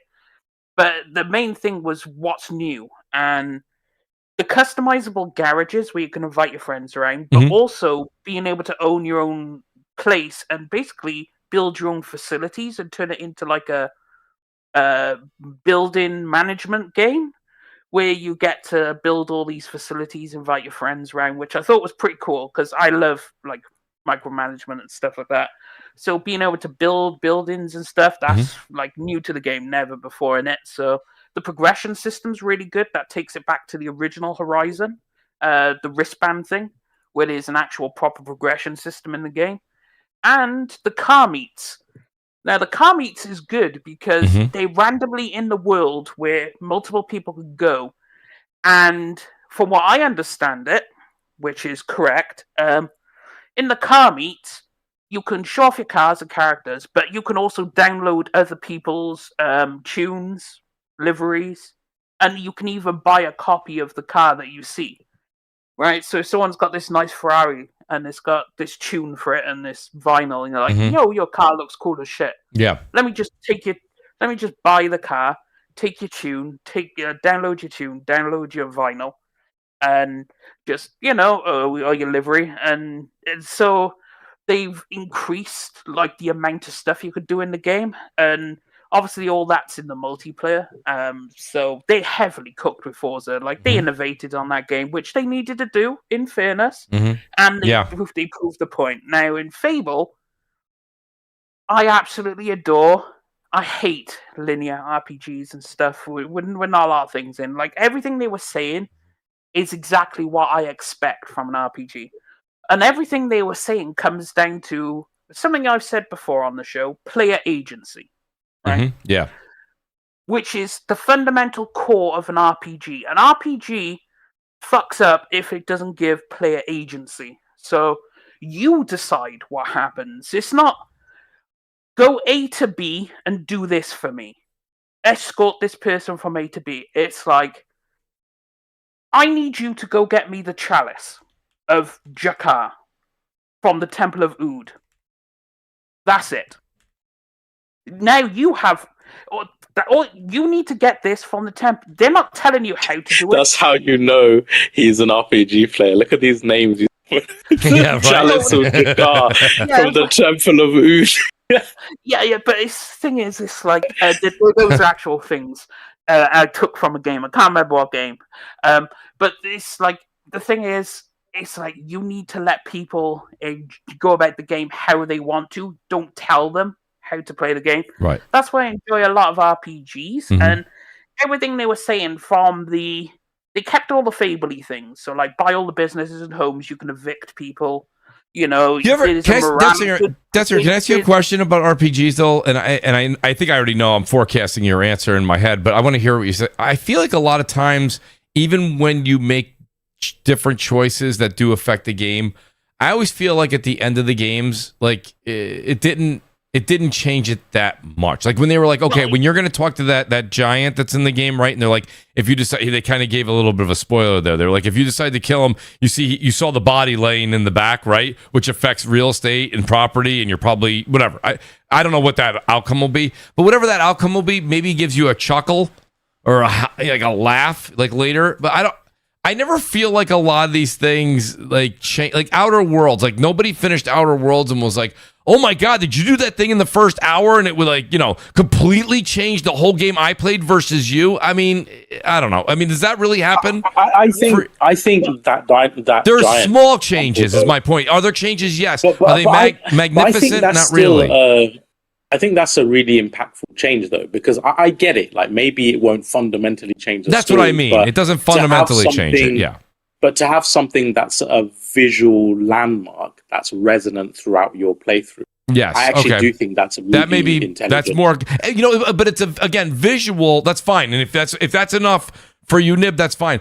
But does it change? Like besides maybe like the gentleman gave an example of the real estate, right? Because the giant is now laying there, they probably can't develop land there. They can't build houses there, so it changes things. I get that. Here's the thing, but it makes like.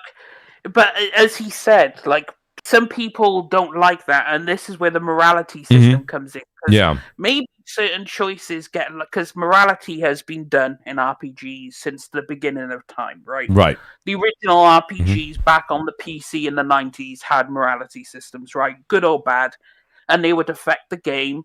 And it's like certain quests or certain options for quests might be locked because you chose to be a prick in the game. Right.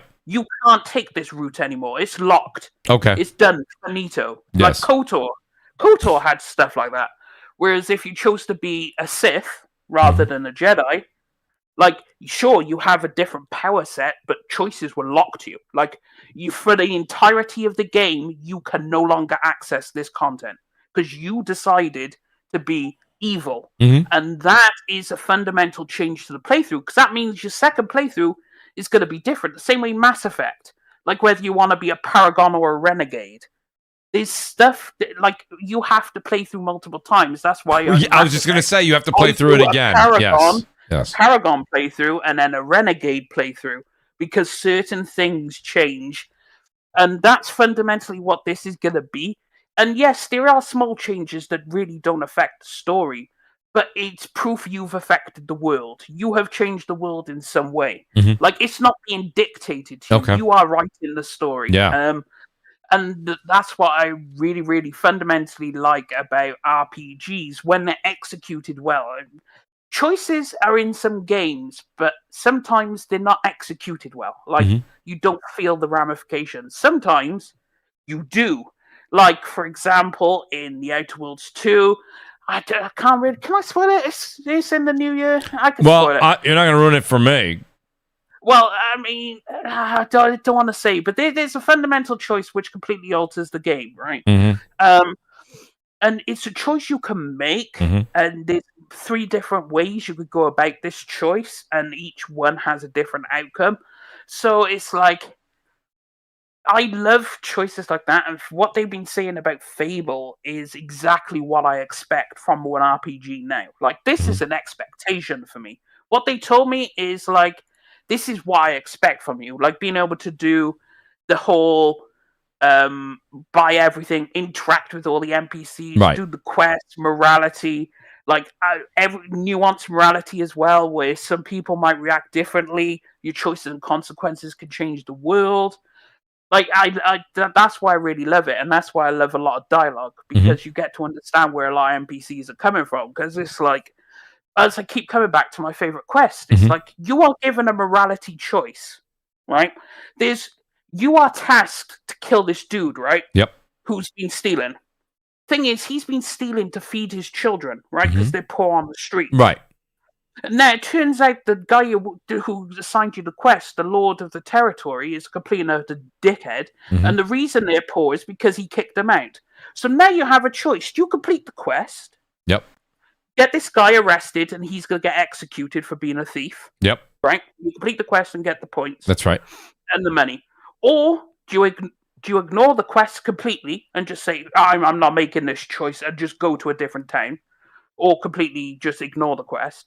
Or do you turn the quest the other way, and then you talk to the dude, and like you don't understand why he's thieving, but when you speak to him, you understand. Right. I was like, I feel sorry for you. Like, you are legitimately trying to feed your family, because this guy kicked you out. And then you go back to the person I go back to the Lord, and I give him and then I just straight up lied to him, and I said, yeah, I completed the task. He tried to resist, and I killed him.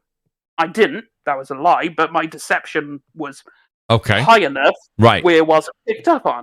So that's a different outcome, but bear in mind, that could go different ways. I could have killed him and then reported back. I could have just completely ignored it. And that's a great example. But did it ultimately change the end of the game? No, it just changed that area of the game, but that's also high level quests, and then there's low level quests, right? High level quest is, I need to get my soul back from this god, right? That's the high level quest. But then you're going through all these different towns, and you're encountering different problems, different quests, and they affect your reputation in the town. So, like, if you want to get good trading prices with this town, because you were good to them and you saved the town, you get good prices. Whereas if you didn't, what you're looking for, you get charged extortionate amounts of money. So it's affecting the world, but it's layered, and that's what I really, really like, is when stuff is layered. You have the overarching quest, which is, I need to get my soul back from this god. But that's the whole point of this game.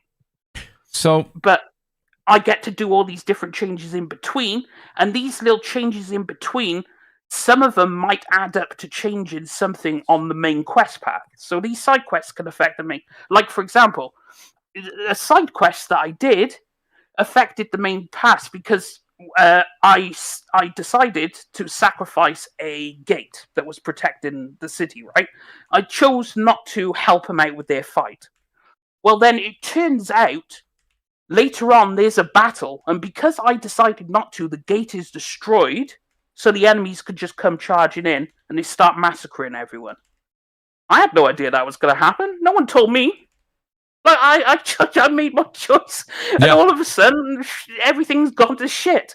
So it's execution and high level and low level quests. So, no, you've given, those are great examples. Although I will say, even though I think Death Singer, you could sell an RPG to somebody who, never read a Hardy Boy book in their life. I mean, I think you could do it. You're an outstanding salesman on that. Shout out, Babor Country is here in the chat, in the super chat. The show can start finally. Babor, I'm only going to read a portion of it. It is Death Singer's birthday today, so we're not going to get into that. He just said Fable combat looks ass. He's not a big fan of it. I'm not reading the rest of it. But Babor, thanks for the super chat nonetheless. The Super Hemi says they should have let the game do the talking. We need to see more. And then here's a quick question for the panel. I'll start with you, Death Singer. He says, Glinter says, RPGs often start off slower than other games. What's the longest you would wait until an RPG really picked up the pace? So how long would you go into a game before you said, I've had enough? I mean, probably like 40 hours. Wow. Like, the thing is, I liken it to Trails of Cold Steel, right? Because Trails of Cold Steel is a slow burn. Mm-hmm. The first, 15 to 20 hours is you're going to school, essentially. You're taking classes, you're doing tests, you're going on field trips, you're doing all this kind of shit, right? So it starts out, quiet life, living in the school, doing my stuff, doing some relationship things with characters, just getting used to life. And then stuff starts ticking over. Stuff starts creeping in the background. You start seeing certain things, and then it slowly snowballs into what it becomes. And a whole bunch of shit happens all at once. And then boom, you're now thrown straight into it. But it's like, I enjoy that because I call it, it's world building. It's set dressing, right? Mm-hmm. It's like, you don't want to get given the main course straight away. You want to eat the starter first, right? You want to, get into it. Then you get to the steak and potatoes, and then afterwards you get treated to a delicious cheesecake or something. Like I don't want to just get thrown straight in on the steak and potatoes. I want my starter. That's fine. I think 40 might be a little long. But that's fine. That's a lot of salad. I mean, that's a lot of salad. Hold on a second. Let me ask. No, that's fine. That's here. Remember, I can't go too long tonight. I want to get through the other topics. Jazz, what do you think? 2 questions for you, Jazz. How long would you go, or D? How long would you go into it, and how much do you think Fable's going to be? I would personally go. I don't know, 25 to 30 hours. After that, I don't want to be playing a game any more than that. So I think that's like the limit for me. For it to like get going and get started, I would say maybe like 2.5 hours, just to get through the details. And after that, if it's not really picking up, I would probably lose interest. I need some action. But I gotta say, I gotta get 40 out of here, hours is wild. I can't. Yeah, 40 seems a bit long. All right, well, D, if you have to go, D, we're trying to keep D here as long as possible. Folks, keep asking D questions. No, D, I'm kidding, of course. D, love having you, buddy. You know that. I know you're gonna launch the video if you haven't already very soon. Yeah, all right, so guys, already up. After the show, go check it out, please. And I'm out of here, man. All right, D, always great to have you, buddy. Thanks for being here. Shout out to the great D Batch, everybody. Singer, by the way. Thank you, D. Also, the reason I got 40 hours was because can't remember what RPG I was playing. I think it was it took like 30 hours for me to really get into it, and I think it was Pathfinder Kingmaker. Mm-hmm. But that's because it's like they do a lot of set dressing, a lot of world building, getting you into the world, make you understand the characters and whatnot, what's going on. Because the worst thing about an RPG is getting thrown in. You have absolutely no idea who the fuck is what, and they tell you to go do something, and you have no connection. There's no, you haven't built up a rapport with characters. You don't understand the story. So I like it when they take their time to teach me about the world, because I want to understand motives, characters, people, factions. Yes. Because then that informs my choices. So it's up to an individual, but I had to wait 40 hours to get fully into the game. And when I did, holy shit, the game is amazing. But it took a while. Well, yeah, a while. I mean, some people like to have their full-length games be 40 hours, Death Singer. You're saying, that's a hell of a prologue. I will say, Jez, let me ask Jez. I'll ask you real quick, Jez. What do you think? How long would you say? I mean, just to give you a reference, Jez, 10 years ago, probably more like in line with D, that 2 to 4 hour. Now, I will say, I'm not quite where Death Singer is, but I honestly could get into a game for, I'll say, a safe 10 hours before it really picks up if it's going to end up being a 40 to 60 hour game. I don't mind putting in some investment because you are having fun in the first 10 hours. It's not like it's just reading a book. So you are doing certain quests. You're getting stronger. You're getting more skills, things are happening, whether it be melee, you're getting stronger weapons. There's things happening in the game that keep you there in the first place. So I would go almost as far as 10. What do you think, Jez? We lost Jez. We did? Jez, you hear me now? So there you are, Jez. Yes, the great Jez. So the way I have a game, I have a thing, a 2-week period where if that game I do not want to go back to it in 2 weeks, most likely I'm pretty much done with it. So it's like that's the thing. Like I'll get a game, I'll play it first night, love the honeymoon period, second night good, and then start if it ramps up, that's great. If I have I'm thinking about it when I'm not playing, that's even better. But like the 2 weeks, sort of like I've moved on to something else, or I want to go back and play that game. That's kind of like where I am with that. I have to say, games like one of the things I come back to Kingdom Come 2. Kingdom Come 2 had a really great opening that really kind of pulled you in, which it was a little more it was definitely more of guided. It wasn't like just drop you into the world and go.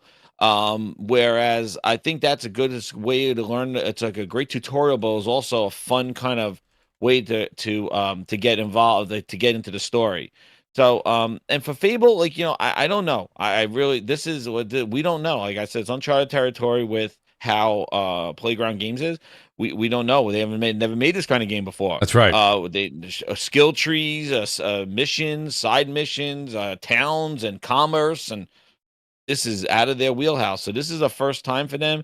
What they're saying, I think they got the essence of Fable, what they're talking about, what could be done. I think it sounded great. What we saw looked good, but again, we got to put those 2 and 2 together. So it's always the execution with all these games, especially nowadays with all these games, like when they have a lot of talking and not gameplay, just showing the game and going through it. There's definitely some cause of I got to wait and see this stuff, or wait for the reviews to see what's going on with it. And there's a lot of competition this year. So, your game's going to have to stand out, because I don't know if Witcher's planned this year or that's early next year, but you have a fall with GTA. That's going to take over the world. That's right. We keep saying that, Jez, but it's probably going to bleed right into 2027 GTA, right? Oh, probably will, right? Because whoever the bill, if it don't get delayed again, well, okay, with that asterisk in place, for the first billion people that buy it when it comes out, don't get it. The rest of them are going to get it, the holiday or Christmas time. So it's going to bleed right into January, February. That's going to be an immense game. We all know that. So I do agree, and I think Witcher 4 is definitely I think that's late 27, to be honest with you. Next year, you know what I mean? I think that's just the way that's going to kind of go. If does anybody have any more on the direct? I do want to kind of move on to something else. I did have one last thing. Go to ahead, say about Fable. My favorite thing about Fable 3, I always deem is the best Fable, and the reason is the orphanage choice at the end of the game. Okay. Right, when you finally become the ruler, right, you face a choice what to do with the Bower Stone Orphanage. Right, you could renovate it to a proper home for the kids for 50,000 gold cost, or you could say fuck them kids and turn it into a brothel. Right, now you could still adopt the kids, but they're on the corner outside the brothel, like in the mud and whatnot, and you could still adopt kids. So you have a choice. You can either look after the kids or say fuck them kids. And it was always the funniest thing ever, because I was like, what do they mean do something to the orphanage? So I selected the brothel option, because I was on my evil playthrough. And then I just found it hilarious walking past the brothel, and it's just all these kids in this little corner on the dingy side part of the brothel. And I was like, I feel bad now. I completely fucked. Oh man. Never mind. And then I went into the brothel afterwards. So I just find it funny. Hopefully they keep stuff like that in there where you can make a choice which fundamentally affects the world. It's funny because, and Detzinger, like I said, I truly enjoy listening to how much that you kind of really do great detail. You don't just say I like it and you're done talking. You get into great detail, which is fantastic.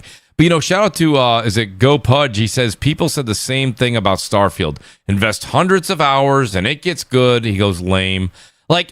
Before the game came out and Todd Howard came out and they're like, oh, it's Todd's next, it's his new baby. He's been working on this for 20 years. It's his dream project. And they're like, you can go over here and the planets are infinite and you get this and you go over to this planet. And if you don't do that over on this planet, it affects that planet. And if, and it's like, and then it comes to time to play it. And I think that's why the one thing I kind of want to force myself, because those are, you guys know this, those have never really been my bag. But I do think I should do myself. This is my own self due diligence. And I think I should play through Baldur's Gate 3. I think Baldur's Gate 3 really is the total package, if you will, when it comes to everything. When you preach, Deathsinger, to what you're talking about across these various RPGs, Baldur's Gate 3 seems to nail every single one of those things and stays true. Where I'm not saying the others don't for you, but I think they hit some of the tones you're talking about, and then they fall short on some others. You know what I mean? Like what we talked about before Avowed came out, and it was going to be the next thing since sliced bread. Not really. Outer Worlds 2 didn't sell well at all. It didn't resonate well at all. I told you, it felt very dated for me. I know a lot of people didn't agree with that. That's fine. I'm not saying that you agree with me. It just felt very dated. It felt like I was playing a much better looking version of an Xbox 360 game. It just didn't feel right. The combat felt slow, sluggish, boring. The writing was, it's Obsidian, so I'm not going to bash that. If you like Obsidian writing, like I know you do, that singer, then you're going to love, you'd love Outer Worlds too. It wasn't my bag, and I think Baldur's Gate 3 is something I really should sit down and give full attention to. Mooch, you should, and I'll play it with you because that's great. I would co-op that game any day of the week because I could play through that game a million times because, and the best part is I know everything that's going on, but it's like I played through with a friend of mine, John, and I was playing through with him, but I let him take the lead. He made all the decisions. I just kept my was that shout out to is that Gian the Don? Gian the Don. And the thing is, I let him lead the game. He makes I know all the outcomes, right? Because I've played this game enough. But I want to see how he plays the game. Mm-hmm. What are your choices? You're special. How do you view the... No, it's because if I tell, like if I'm playing Baldur's Gate 3 with Mooch, if I tell him everything that's going to happen and all the choices, that's no fun. No, it's not. I want Mooch to explore the game and explore the world. Thank you. Like, I don't want to get involved in that. Yes. You know what you're saying? I put out a tweet actually yesterday talking about this and how it was specifically about Bethesda, right? Mm-hmm.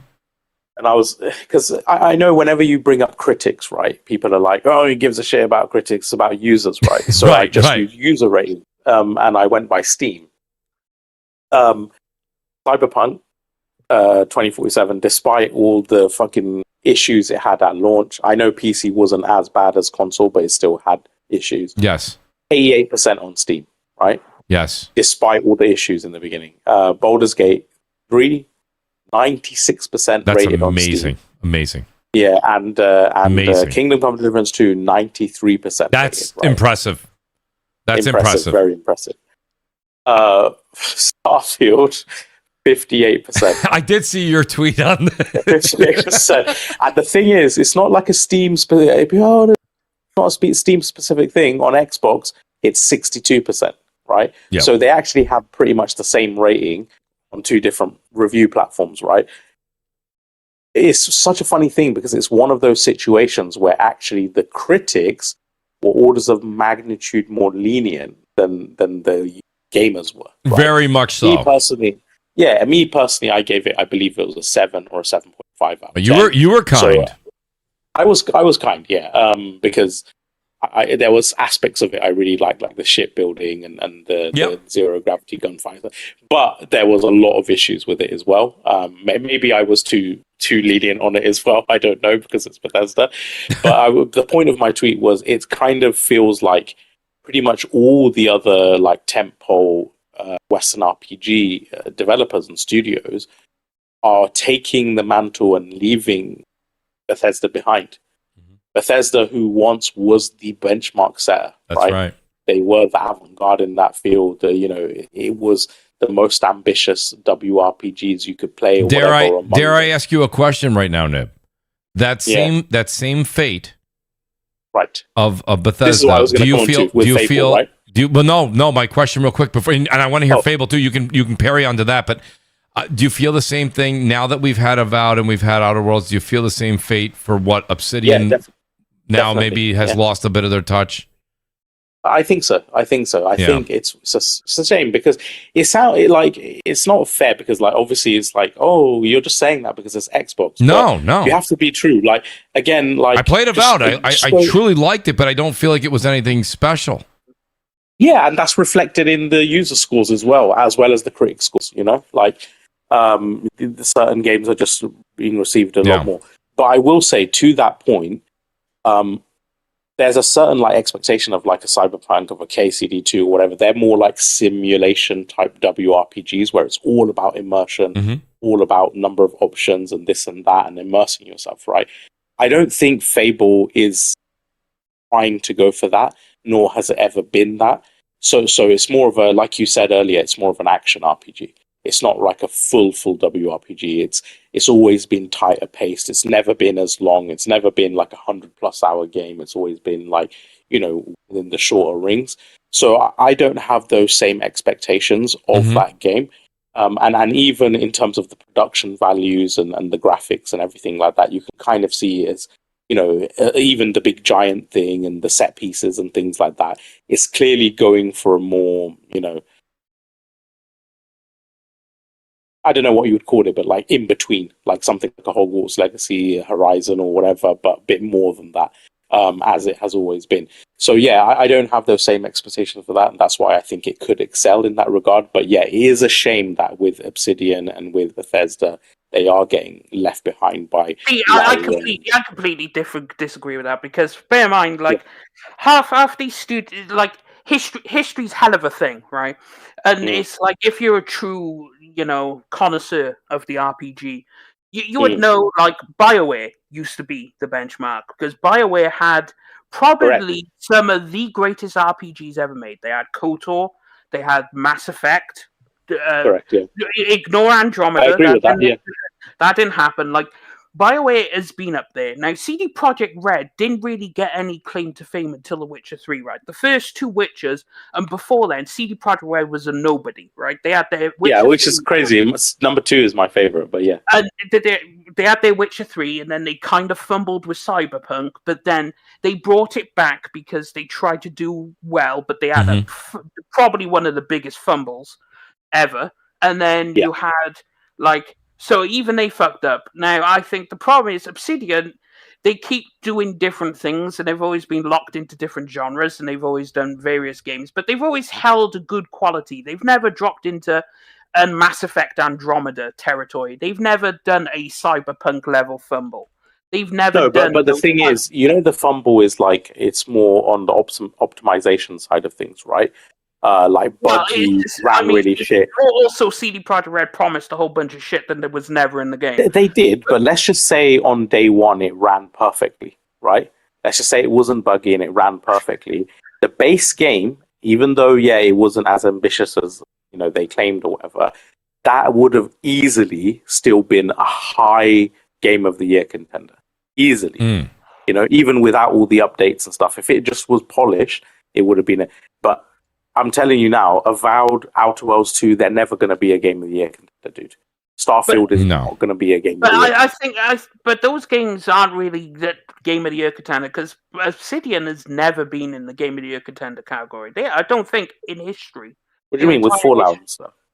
Did Fallout New Vegas make Game of the Year? Yeah, that was a Game of the Year contender. Oh, okay. They had one back in the 360 days, but like, you know, it's like even Pillars of Eternity, highly rated. Like Pillars 1 is a 90 rated. It's 89, right? Wouldn't make Game of the Year because it's an isometric RPG. It's top down, right? It's an 89. It should be in the category, but it's not, right? Because they don't get that kind of credit for whatever reason. But it's like South Park's Stick of Truth. Fantastic game, highly rated. Completely different, but they've always held a good quality, never a blockbuster quality, and they've always maintained that.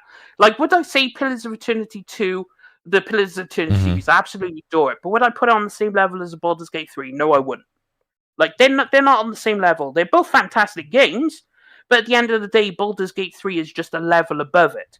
But that just goes to show Larian put the time, the effort, and bear in mind they weren't crowdfunded for Baldur's Gate 3. Pillars was crowdfunded, so it does have that going for it. They actually had a publisher and money behind it. But then what about Warhorse as well? And then obviously CD Projekt Red. Warhorse had their Witcher 3 moment, which was people niche. The first Kingdom Come was niche. Like it didn't sell well, but we loved it.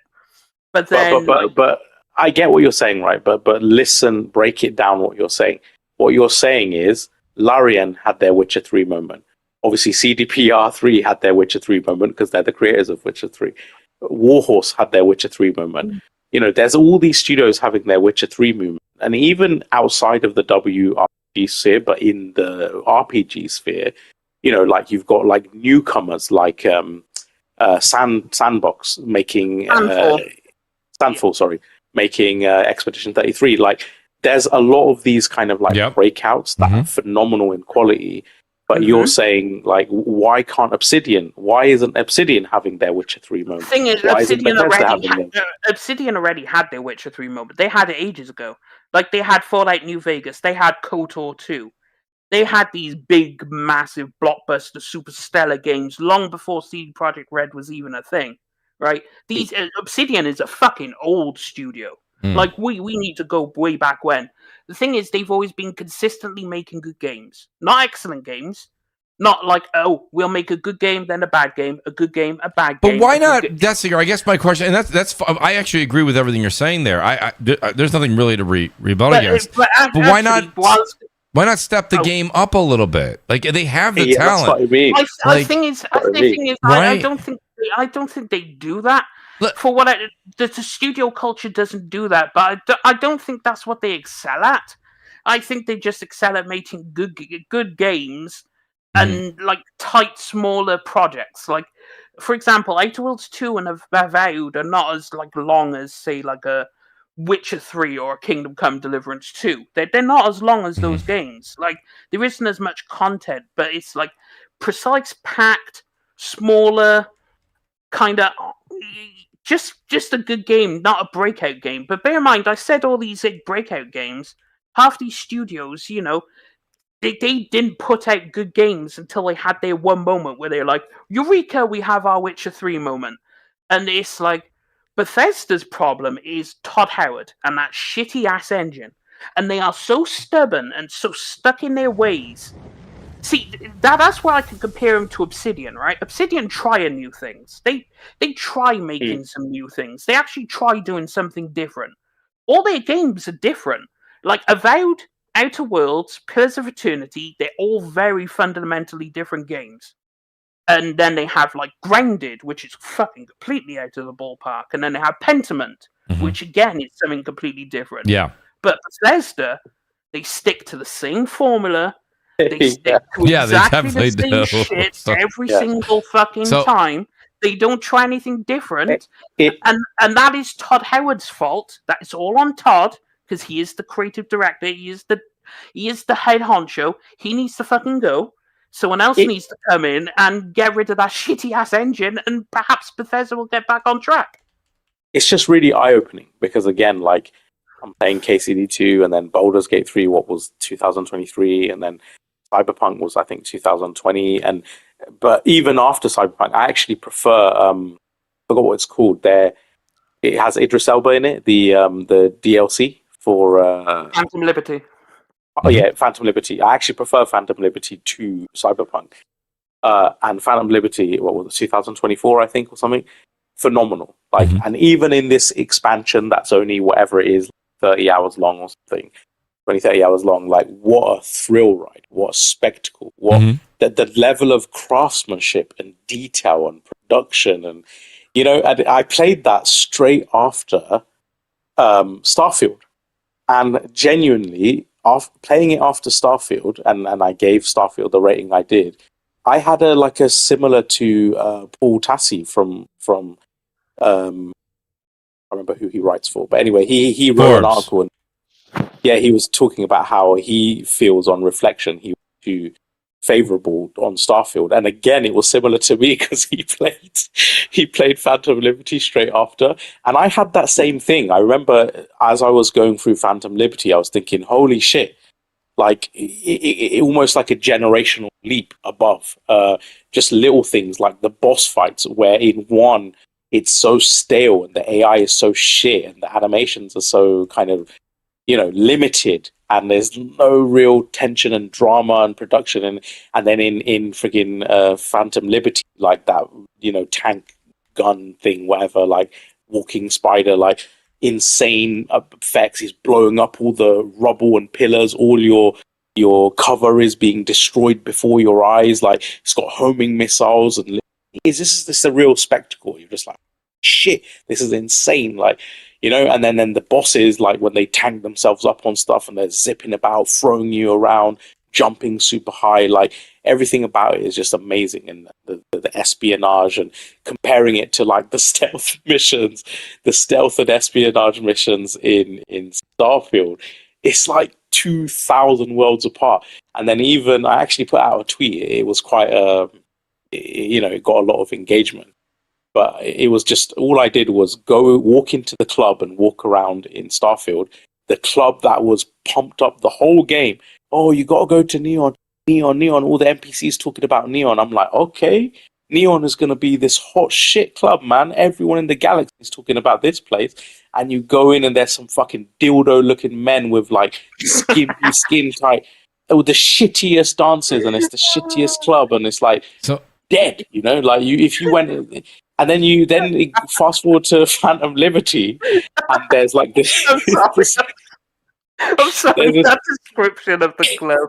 Fucking no, seriously. And then you compare it to Phantom Liberty, and there's this like casino club thing, and you go in and they give you champagne, and it looks unreal, like incredible visuals. So Nib, like so many crowds of people. There's casino, this slot, that. Then they have a show, and it's got all these fucking like visual effects and holograms and all. And I'm just thinking like, oh my God, like, I just played this game literally before that. Look at the night and day difference. And this is the X factor. This is the difference between how something is like gets those 9s and 10s or whatever, even, and why something like Starfield is so far away. Let me just interrupt you real quick. We got a super chat here. I got to move on to the next subject, and we have Mag joining us now as well. I just want to. The OA 1988 says, I think Owlcat will be the next Larian Studios. They've been making fantastic games for years. And The Expanse, was it Osiris Reborn, will be the game that finally breaks the bubble and reaches the mainstream players. I've heard of Owlcat. Yes, he is. I can speak on this because Owlcat is like, people who claim they know about RPGs and about great studios. They don't know nothing about Owlcat. And the thing is, Owlcat's flown under the radar, but they are fucking fantastic. They make the Pathfinder series, so Kingmaker, Wrath of the Righteous, both highly rated, great games. They also make Warhammer 40k Rogue Trader, which is a fantastic game. They also make another Warhammer game, and they're now making The Expanse. And Owlcat has put out very highly rated games. Like, all these games are in the high 80s. And I think he is correct. Owlcat is finally going to get the recognition they deserve. And if you don't know about Owlcat, you should look up their games, because they are very much worth a play if you're into RPGs. Yeah, and honestly, I appreciate that as well, Death Singer. Mag, I appreciate you coming in. Mag, any quick comments on the? I do want to get into Marathon a bit, but we've literally been going about 2 hours on the Xbox Direct. I can imagine. Anything you got on the Direct? But do you want to chime in before we move on? Yeah. I actually can't stay either. I just passed in through the door. I'm like, let me stick my face in here for 2 seconds, drive everybody nuts, and then I'm going to leave. But listen, I got something to say about this Developer Direct, and it's actually got nothing to do with the Developer Direct. So I've been doing this all day since the Direct. I did a live stream today. It was really great. And the show was good. It was entertaining, and I enjoyed myself watching it. Kiln went on way too long. Yes, I said that. I'm just like, holy Jesus, with this fucking I couldn't believe how much time they got. Patrick Swayze. But anyway, in slow motion with Demi Moore. Yes, anyway, please. The thing is this. I want to present this to everybody in the chat and, of course, on the panel. And this is what I was trying to say. And I had some conversations behind the scene. Several titles are going to suffer this fall. And I'll tell you why. And this is going to be a problem. Now, hear me out just for a couple of minutes here, okay? These are the games. Never mind what's going to, like, for example, Xbox and PC. I wanted to present this, and I thought about it. Why was Project Latitude created? It was created not for Xbox and PC, because those games were available day one over there. Day one, anyways. That's right. Or on Game Pass. That's right. It was created to sell more copies of games on PlayStation and, to a lesser extent, Nintendo. Switch 2. Right. To a much lesser extent. They'll get some, but bless you. Thank you. And bless you. So that was created for that. I feel that what they're doing is working against that. It doesn't make business sense. Now, hear me out for a second here. These are the games. Now, I'm going to focus on PlayStation here, okay? Just because that's what we're talking about. Tomb Raider, Wolverine, Gears E-Day, Phantom Blade Zero, Modern Warfare 4, Fable, Black Flag, GTA 6, and Forza Horizon 6. 9 AAA games are coming out in 3 months. Yep. I mean, in the span of 3 months. So let's break that down for just 1 second, okay? 63, Jesus Christ, that's like $630. No one's going to buy that many. How many people are actually going to buy all 9 of those AAA bangers? I would say less than 1%. Now, if you cut that in half, you're talking about 4 or 5 games. Even that is asking a lot, considering that the average consumer buys 2.6 games a year. A year, that's right. So now you're looking at 5 to 10% may buy half of those games. So what's going to happen there? Now let's break down the games that people are almost guaranteed to buy based on the average consumer. Wolverine will be one of those, right? Huge IP, big name. It's big Marvel. Name. You know, Doomsday's around the corner. Is a month or two after, yeah. Right. Modern Warfare 4, that's Call of Duty. Love it or hate it, it still sells incredibly well. Still going to do, it may do much better. Okay, so there's 2. Forza Horizon 6 is going to sell incredibly well. Look at what happened with PlayStation. 4-year-old racing game sold 5 million copies. That's 3. And then, of course, the granddaddy is GTA 6. So that's 4 games. So now you're looking at those 4 games out of those 9. A lot of people are going to stop at those 4 games. What does that leave to suffer? Tomb Raider, Gears E-Day, Phantom Blade Zero, the PlayStation game, and Fable. Now, I'm not saying they're going to fail before someone clips me and whatever bullshit. I'm just saying those are 50-50 shots now, and you're not giving them a fair chance because there's only so many demands you could put on the wallet. That's right. And the thing is, the majority of this community, the majority of our community is the casual market, and they're the ones who actually hold it up, not us. We're the ones who do the more purchasing and so on and so forth, but they have the sheer numbers that we don't. So I'm looking at all this, and I'm like, and Black Flag, that's another one that may suffer as well. So you can have Tomb Raider, Black Flag, Phantom Blade Zero, and Fable. I'm giving them 50-50 shots if they all release within that 3-month window. And so I think that the only thing that I took away from today, apart from the fact that I'm looking forward to the games and everything else, is that I think that Fable should be released earlier. That's all I'm trying to say, because I think that we're going to get a Titanfall 2 situation, and it's going to be for more than one title in the fall. And people say, well, who gives a shit? I'll buy it down the road. But the problem is when you buy it down the road at a discount, Mooch, you know what ends up happening? The company's not making the margins they had originally set out to do, which means you're putting sequels to your franchises in jeopardy. And that's what I was trying to say. I will ride with everything you just said. The only thing I think I would switch is at the end when you said it move up, I think Fable moves back. I think Fable comes out. You're saying like further down? Yeah. I think Fable comes out in 2027. Or a lot of people in my chat said push it to 27. That's too much in the fall. And the thing is, and some people said, well, Game Pass. I'm like, sure.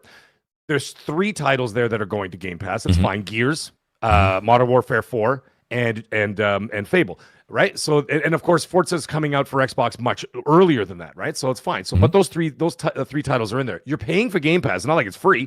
So you're still paying for that. But then on top of that, you're expected to pay even more, hundreds of dollars for those other titles. Right. I'm telling you, there's only so much time and so much money that a gamer has that something's going to get kicked down the road. And not just one. I think multiple titles are going to get kicked down the road by the consumer, never mind the company. And as a result of that, that's not going to meet margins. And I'm talking strictly from business sense. I'm not talking about from a console warrior bullshit or some fanboy fodder. I'm talking about dollars and cents. If I'm sitting in that office, I'm looking at this scenario saying, guys, this doesn't make sense. Of course, there is a point where you have to say, listen, You got to get the game out and let it do its thing, and you just got to hope for the best. If you got a good quality product, people will come for it. I understand that. But again, at the end of the day, you can have 12 or 15 different model cars out there that are all excellent. No one's buying all of them. They're going to buy what they need. They're going to buy what they do to get by, and something is going to inadvertently suffer. That's all I was The only thing I would say to that, though, Mag, is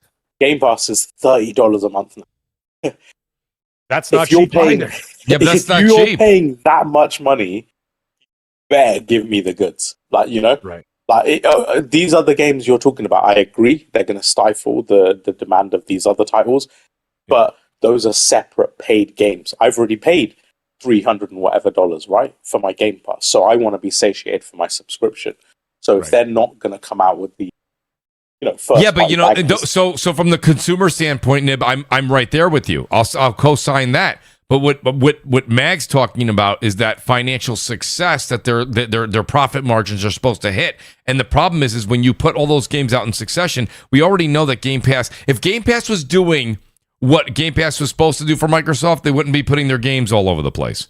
So it's not doing that. It's not making their money. They need that PlayStation, Nintendo money. I know. Right? No, you're talking from, again, your point is valid as a consumer. You were like, no, you're like, flood me with games. I paid my $30. Give me my games. So you're right, Nib. I'm not saying you're wrong. I'm just saying to you he makes a great point in the sense that the average gamer, forget money, monetizing it. Let's talk about it just from a time standpoint. Okay, if you're talking about Forza Horizon 6, Wolverine, Call of Duty, GTA 6, those games from end of September till beginning of November will carry you through the fall and into the holiday. And then don't forget, Gears is a multiplayer game plus a single-player game. That's going to demand attention. Fable's going to be a 100-hour game easily. That's going to demand a lot of attention. How much time do people have? That's the thing. And it's not. And I know a lot of people, Mag is going to suffer. Mag, I always put the asterisk there because a lot of people, and rightfully so, a lot of people that listen to the show, hardcore gamers, they're like, Mooch, you know what? Bring it on. Like Nib said, bring it on. That's fine for us and who listens to gaming news and plays games religiously. But when you're talking about the profit margin, who buys these games, and the numbers that they look at, there's not enough time to play all those games. So games will get left behind. They will get left behind. That's what I was trying to say. You're right, exactly. And that's the shame. Someone's going to twist it. Someone's going to turn it into something negative. I'm not. No, it's not. I'm not looking at it. None of it's negative. This is the most unprecedented year in gaming that I have seen in probably decades, and we've been doing this for a long time. I've been gaming for 46 years, so I have. This might be the biggest year in gaming I've seen since the mid-aughts. But I got to tell you, there's only so much time and so much money, and something is going to suffer, and it's going to suck because there's great games. These are all look like they're going to be absolute bangers, every single one of these games. And I don't want to see a Titanfall 2 where we didn't get a Titanfall 3. Right. You know what I mean? And it was a result of doing what exactly what I had. Furious Legacy in the chat. He goes, "What about Sorrows?" Sorrows comes out in April, so that's you got lots of time for that. And I was going to say these games that are coming out, Forza, Sorrows, even, and we're going to talk about. I want to kind of bleed into Marathon a little bit. Like I understand, I think Marathon's getting tremendous traction now, way better than it did about 2 months ago when it was absolutely getting torn to shreds. Now you've got that collector's edition. Well, you know what it is, Megan? So shout out to Blaze 4K. We were talking about this when we were doing stream. You know, he's like, Mooch, why do you feel this way? I said, here's the thing. I said, if we sat here right now and we said, look at Marathon's coming out in March. There's no hype. There's no talk. There's no this. They did a 20-minute director thing. Then they put out a 9-minute video on the different classes that you can be in the game, right? The 9 to 10 different skill sets and classes you can be. Then they put out a controller. Then they put out the headset. Then they put out a collector's edition. Okay? What I'm saying to you is they're putting money, hype, and advertising into this. Now, I'm sure a lot of people listening to the show go, Mooch, they can save that. I'm not interested. I am interested.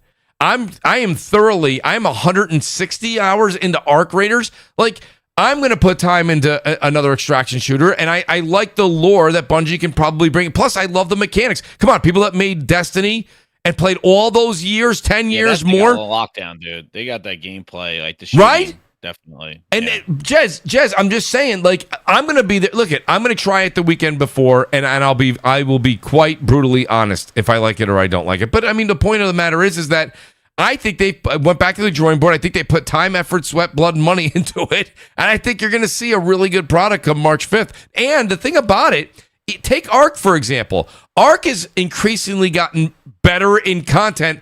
I know there's a cheating problem. I get that they're working on it. They say they're working on it. But there's a cheating problem in every multiplayer game, by the way. I might like to add that. Don't think the cheaters left Warzone. They're there. So my point being is that this game will continue to get better. The lore will get richer. There's planets to explore. There's different things going on. There's different factions. Like, I think you can take what Ark did and you can ride parallel. I'm not saying it's better than Ark or it's going to be worse. It rides parallel, rides alongside on its own rail. It's doing its own thing. Ark is still going to be phenomenal, and I'm not leaving Ark.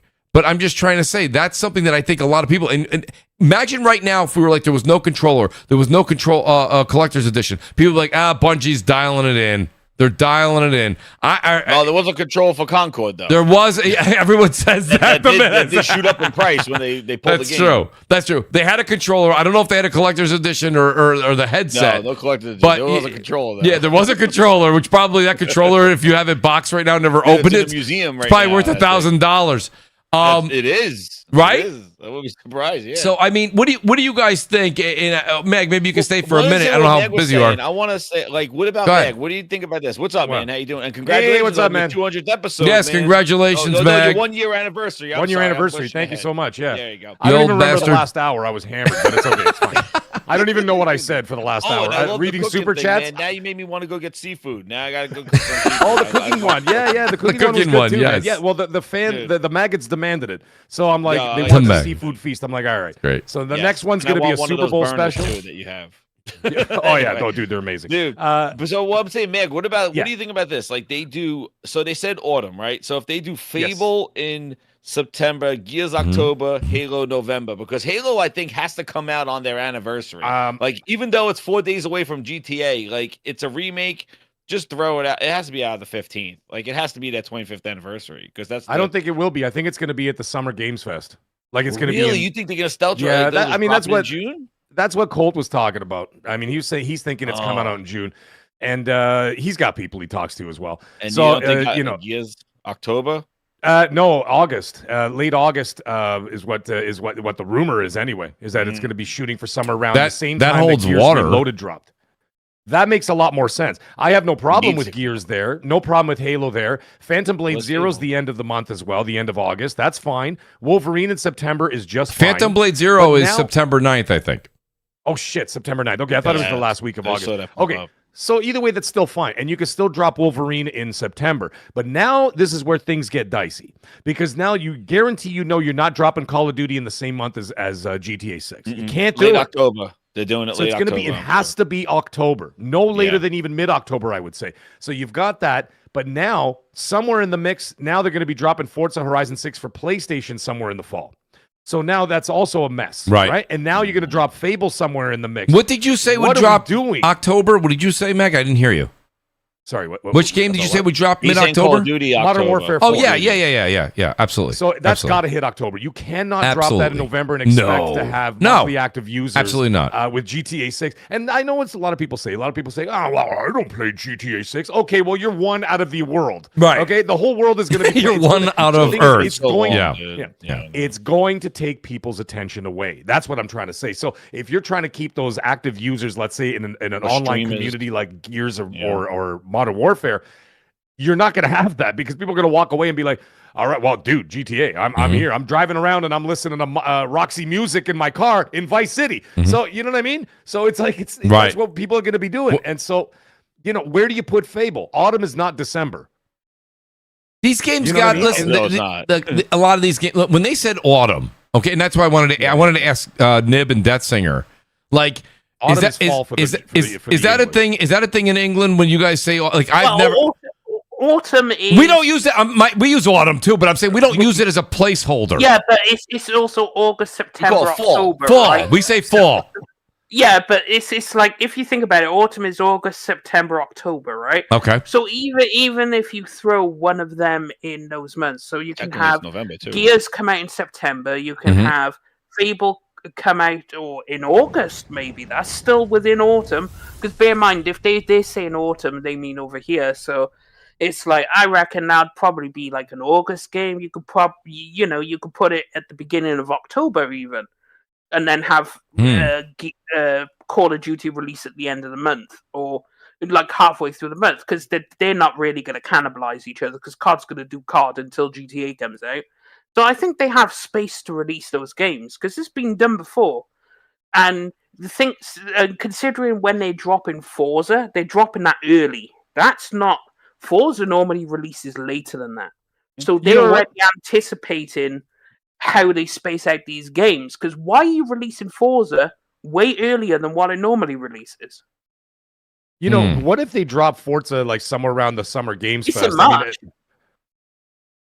I don't know. I mean, it's May 19th. I mean, no, they wouldn't do that. That's too early. That's only a matter of weeks. They would just actually launch it together. I think it's going to be September. No, it's September May 19th. May 19th, yeah. May is super early for Forza, but it makes sense if you want to fit in all these games, right? No, he's talking about the PlayStation version of it. The PlayStation's the fall. PlayStation autumn, will be by fall. the way, in the UK is officially September 1st to November 30th. I just looked it up. For the UK. I mean, technically, I mean, it's a British company.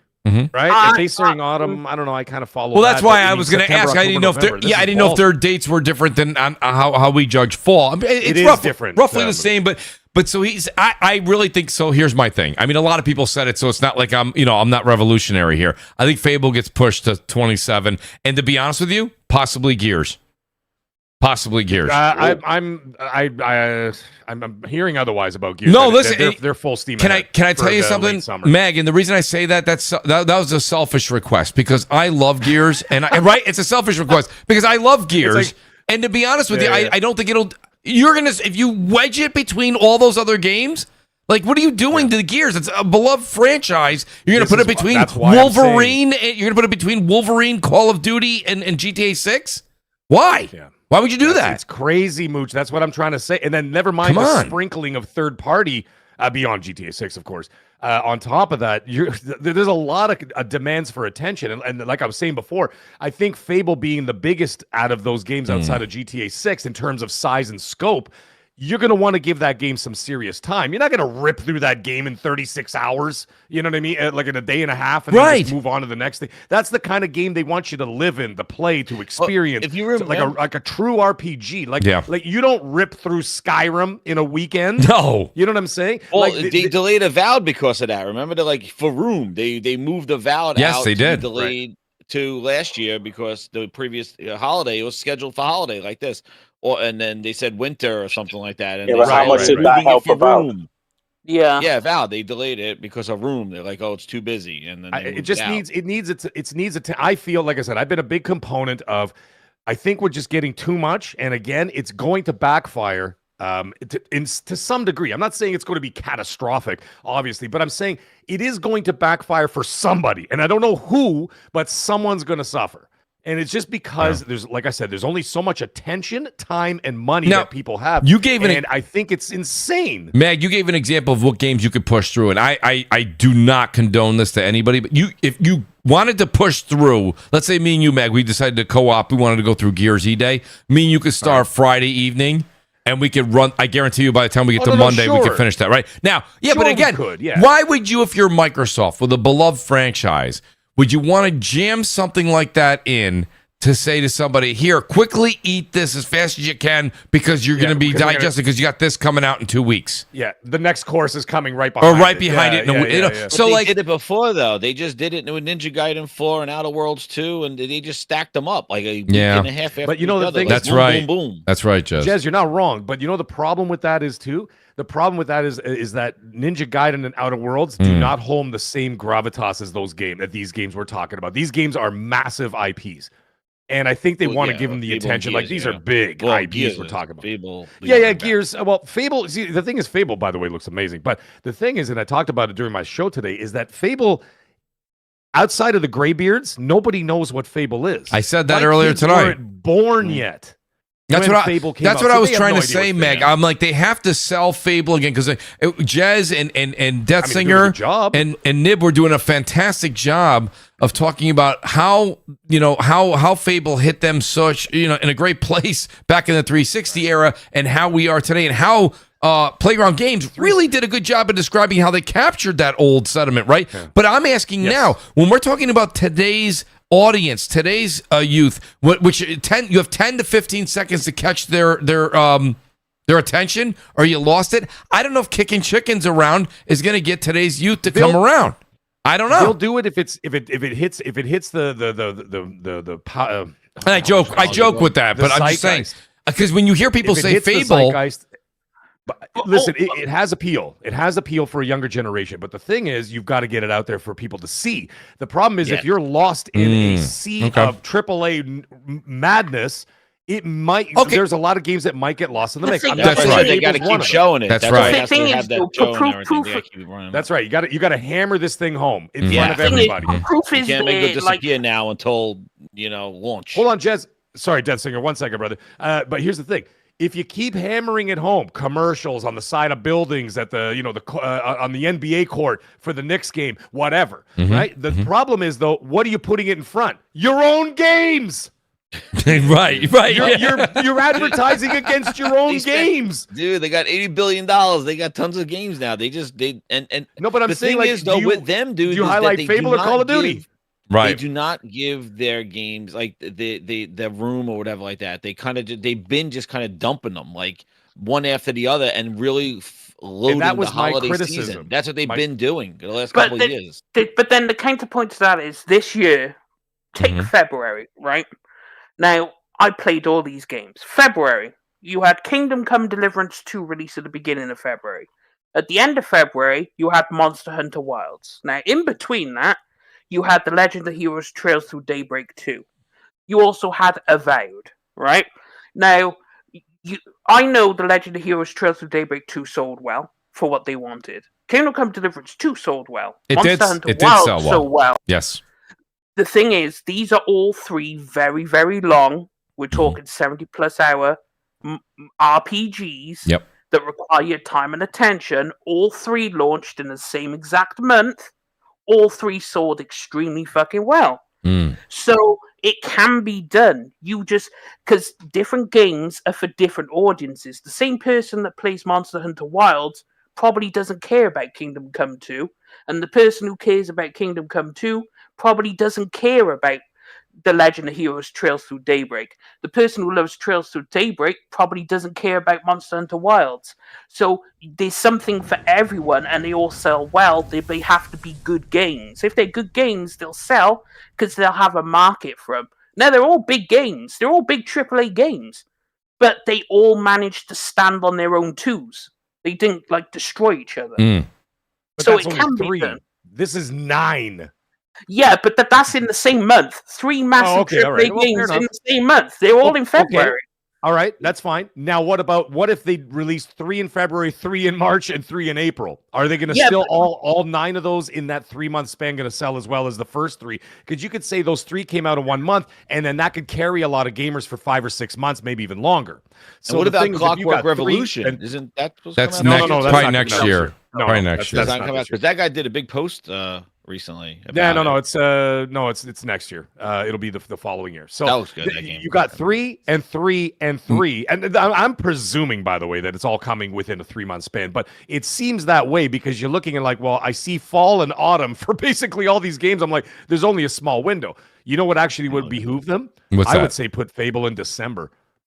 Put Fable in December, 3rd week of December, right before Christmas. Jones release days. Yeah, I would say you put it into Halo Infinite. You release Gears before Fable. You put they Gears will. That's 100% happening. Right. I can tell you that for sure. You put Gears in September. You put Fable in August, and then you have Call of Duty for November. For October, and then there we go. You have one game every month that can stand on its own. So, as a PlayStation player, as they're trying to sell copies, right? Where do you put Forza Horizon? Yeah. Well, if you put, it depends where you put it, right? Because if you put it in the same month as a Wolverine, they ain't gonna give a shit about no Forza. They're gonna be playing Wolverine, right? They're gonna be playing Saros or whatever. So I think that's kind of good. That's gonna be just so we'll just 78 drop it and the people will play it. Hold on a second. So Detzinger, what you just said, I want to ride along with that. Shout out to @78 Inc. US Gaming. Shout out to 78. He says if in quotes, Fable will be ready Microsoft should release it at its earliest, July. In July, at least, at the latest, he goes September. So I'm more in line with him. The thing I would say to 78, and I would say to you guys on the panel here is, and Glinster, by the way, I saw your super chat. I'll get to it in a second. Is that I think at this point in time, I think because they said autumn, here we are. It's basically, let's just for all practical purposes say it's February. They didn't give a release date. And they came out and started the show today with, we've been working on this for a very long time. Okay, in that essence, give us a date. They didn't give you a date because they have a fail-safe to say, I don't think Playground wants it to come out this year, quite frankly. So they said we'll put a window of autumn. That's quite a large window, Detzinger, right? September 1st to November 30th. We'll put a window out there, and then if we're not ready, we can always bump it, and we could say it's too crowded. That's what I think personally. You could do it gently. You could be like, "Oh, it's only 30 days," and then people won't freak out. You can do that. They did it right? before. 30 days is not a freak out. It's not a meltdown. They did it with Indiana Jones. They did it with Avowed. They've from the state of play, the developer direct. Yep. They announced the game like Indiana Jones, and Avowed, and then they delayed them. They moved them out. Yep. So I don't want the game to suffer. I don't want these games to suffer because that's my point. Like they're all amazing games, and that's what I'm trying to get at. Yeah. I just think Gears would do well as a summer game because that's when. Well, they're targeting Gears is a full game. I would Gears. Whatever they will do, I think Microsoft in particular needs to be more careful. And the only reason I say that is if you look at this year, right? I get it. Call of Duty still did well, but this Call of Duty in GSD and I don't know what it's like. I believe it was 5th or 7th or something like that. It's the worst performing Call of Duty since 2008. Right, since 2008. You know, and it's just come under Microsoft. That's not a good look. And then yes, Forza Horizon 5 did really well on PlayStation 5, absolutely. But then you had all these other published games that didn't even chart in the full year and basically charted 1 month mid to low down in the charts and then dropped off the face of the planet, right? Even multi-platform games. So, you know, and these are high investment games, AAA games. So, I don't know, like it's going to be really interesting seeing what the revenue figures are for this last quarter because they had, you know, so much coming out. But yeah, I don't know. Like they can't afford this. Like we said on your show last time, Black Ops 7 had 8,500 people credited to its development. 8,500 people.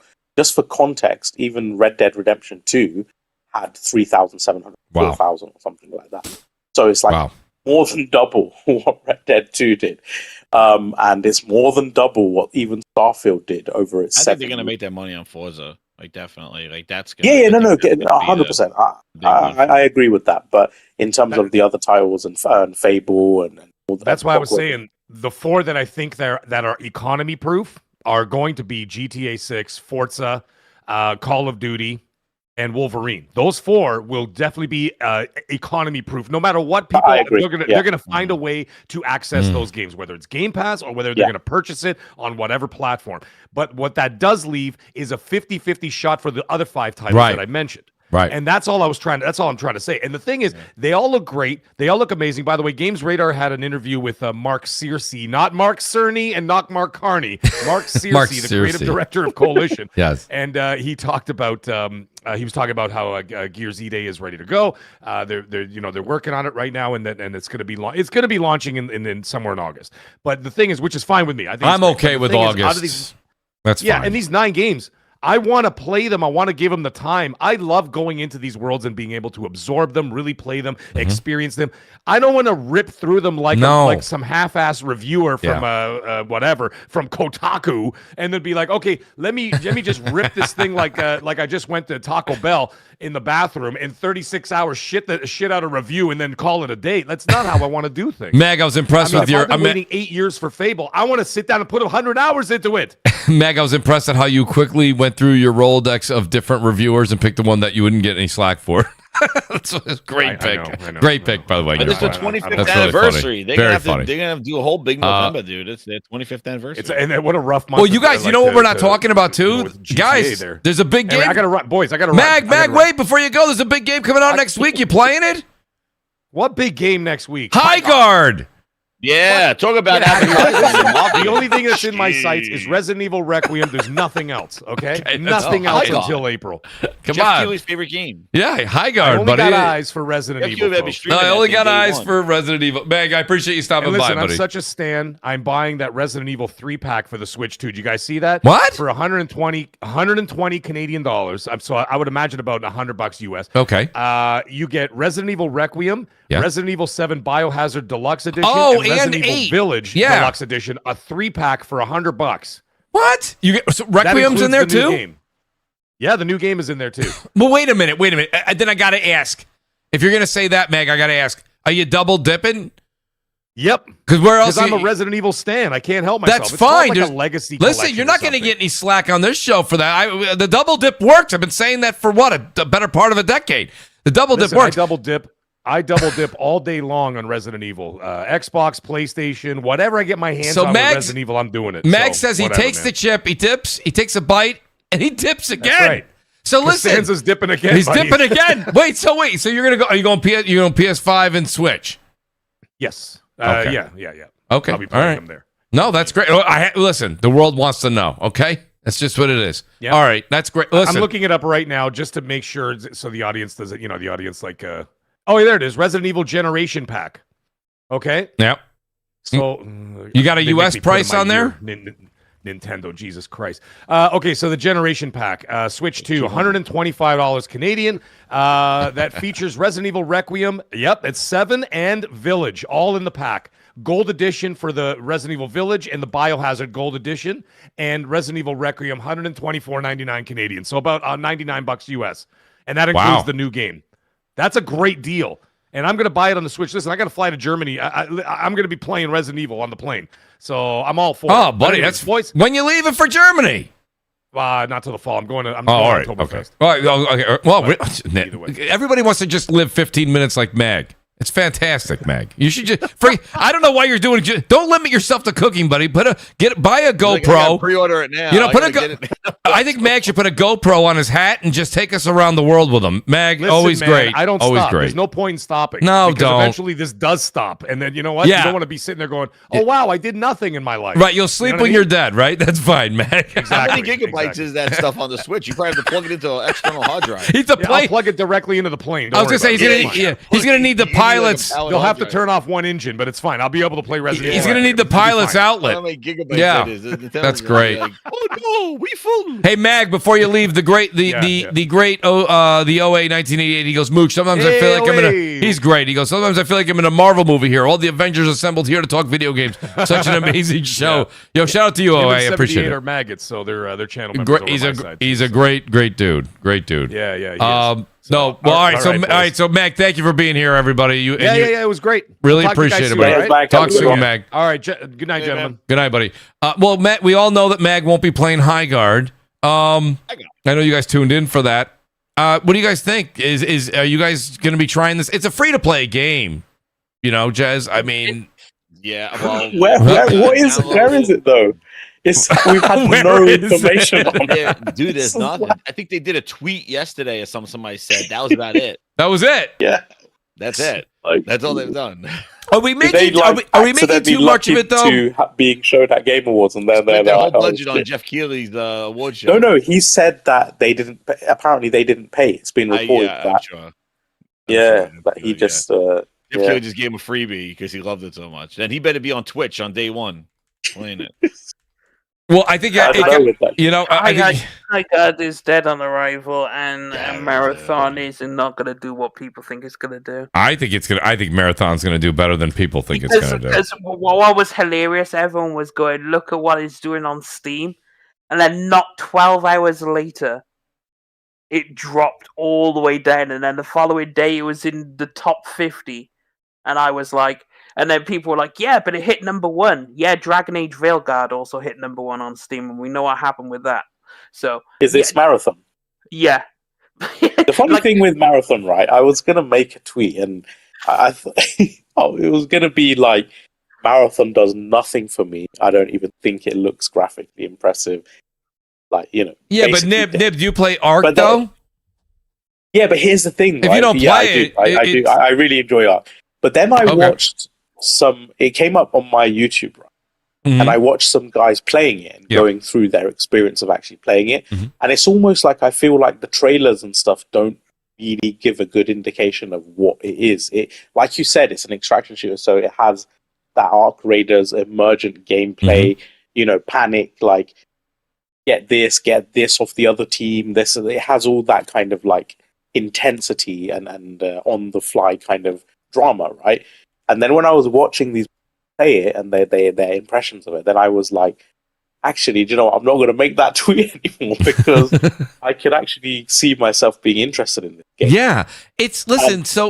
I want to just take everybody back. Nib and Detzinger, you guys are here every week. I say this all the time. I feel like gamers sometimes have short-term memory. If you go back when Ark Raiders was first shown, people were like, "Oh, I'm interested. Yeah. Remember when Helldivers 2 was first shown? I don't think I'm going to get it. I'm not going to pick it up. I have people I asked everybody on this show weeks leading up to Helldivers 2. Nah, that's a pass, Mooch. No, let me know if you like it. That's what people say to me. Then it blew up. Yeah. Ark Raiders blows up. Listen, I get it. Bungie's been getting some bad press. But, I mean, they would have to have a colossal failure here. I think they've got something cooking here, and I think it's going to take time. Do I think that Marathon's going to come out and do Ark numbers? Absolutely not. Absolutely not. Do I think that it will stick around for the long haul and then finally take it? You guys remember when Apex came out? It kind of shot up, then it went down, but then it just hung around, and then it took over, right? It started whooping Call of Duty Warzone's ass, and it stayed there for a while. That's kind of, I think Marathon has that ebb and flow that could happen. Good. Yeah, it's just a really weird one because initially I really hate the art style. It's like, well, this fucking doesn't appeal to me. It's like trying too hard. It's like I get that. Yeah, but then I was watching it and like just little things like when you open up when you're looting someone. Yes. All the like high contrast colors and the modular kind of designs of the guns and stuff, very futuristic. I was like, do you know what? Actually, the more I the more appealing it is because it's so different from everything else. Yeah. Like, yes, at first it like confuses your brain a bit and it's like very garish. But as you're getting into it, I don't know, it's just more distinct from everything else I've played. And at least, so many times now, games and especially multiplayer shooters and stuff, they kind of all blend together a bit. But this is going to be maybe in gameplay wise, it have similarities to. But I mean, I think they need to do an open, like they said they were going to. I don't know when, but I think that's going to be the telling. I think it's the weekend before it launches, Jess. Which you could look at it two ways. You could say that's brilliant, or you could say that's dooming. Absolutely, or it depends because it's like Marvel Rivals did an open beta before it launched. Concord did an open beta before it launched. Ark Raiders did an open beta before it launched. Two very different trajectories for Marvel Rivals and Concord. So I mean, just because you do an open beta, it is a risk. But you need people to get the hands. But you got to understand. That's the thing. You got to play. We got to play because they've been doing these things, and you're under NDA. You can't share gameplay. You can't give reactions. Like you can't. I just find it funny. I find it funny. What I would think is that they would want the open feedback a few weeks before to do some tweaks, weapons, and things like that, so it's ready for launch. Jazz, this thing's gonna be around for a while. Let's put it this way: at least a year. Okay, let's never go. Initial impressions, though, dude, they come out and it's not. Mooch is correct. What it's gonna do, I predict on Steam, it's gonna sit around the like 40k to 50k player market. It'll settle around that. Okay. It might settle a bit lower than that. Like, it's certainly not like Ark Raiders is currently dominating it, and I think people are too busy locked in. Marvel Rivals is also doing really well, 100k plus for itself. Yep. So I think it'll probably be around like the 40 to 50,000 like daily. You know how I talk a lot about like on it, like how long, what they're gonna do. I know I've spoken about like doom and gloom with the business side of Xbox things, but obviously it's not nowhere near the investment of say 83.5 billion between Bethesda and ABK. But PlayStation still spent a lot of money on Bungie, and if Marathon does not pan out, it's going to be a gigantic hit for them either way. You know, this isn't like Concord. This is a major IP from a major publisher that they've acquired. You know, a few billion, and I get it. Like a lot of that, 1.2 billion was on retention, but we're still talking like close to $2 billion, right? That is a completely different ball game than, say, paying for a timed exclusivity deal or doing a publishing deal for, say, 100 million or 75 million or 150 million. We're talking, you know, serious investment, because outside of Marathon, what's the next thing that Bungie's got coming, and how far away is it? You know, it's probably Destiny 3, and it's probably 5 years from now. So and the thing is, too, is they're trying to bring over the Destiny with like those pre-orders and stuff like that, and it's like it's really is it going to attract a lot of Destiny players? Like the gameplay might be there, but the whole type of game and what it is, it's not. Well, the thing is, though, but Jez, here's the thing: it's not really like you're going to open up the package, right, or open up the game, depending if you're getting a physical disc or not, and be like, what's this? Like, it's an extraction shooter. It's going to have some different tweaks, a few different things that it brings to it, right? I mean, it is what it is. Helldivers has an extraction. It didn't do PvP. Then Ark brought that there. Tarkov, Escape from Tarkov, does a single player version of something like that, you know, very similar to Ark, but much more serious. Ark is more casual. I think the Marathon's going to be more casual too, with a different type of sci-fi twist, right? So they're going to do certain things. Like, this is not a reason to jump for joy. I'm just giving you an idea. So when you see a dead raider in Ark, you don't know. It could have happened 5 seconds ago. Could have happened 5 minutes ago. Could have happened 15 minutes ago. With Bungie's Marathon now, they're saying, okay, when you see, I think they're going to call him a runner, right, or a run. It decomposes. It decomposes over time. Yeah. So my whole point is just like they do subtle changes like that. So now if I see one down, I'm gonna be like, all right, I'm high alert. Yo, Jez, make sure you watch behind. Yeah, you looted the last guy. I'm looting this one here. Watch my back, right? So it changes the dynamic. That's the thing that makes Ark so special, is that they added the proximity chat. They got every game you go out there is so different. Like you can set traps inside each of the different hatch key locations. The like sound you make matters. Yes, like yes. A lot of noise. But like now, you open a alarm. The part that I don't understand is everyone's, first of all, comparing Bungie to Concord. Just Bungie themselves in this game to Concord is comical to me. You know, we sat here 5 years ago, again, in the same episode. Everybody has short-term memory. People were like, oh, Bungie, oh my God, the makers of Halo, the makers of Destiny, 2 successful franchises that went on for decades. And then all of a sudden, they're like, well, this could suck. And you're like, what? Like, I mean, it technically could. Yeah, but you can't. Yeah, but you can't make a reference to Concord. It's insane. No, I think Concord, that's a joke.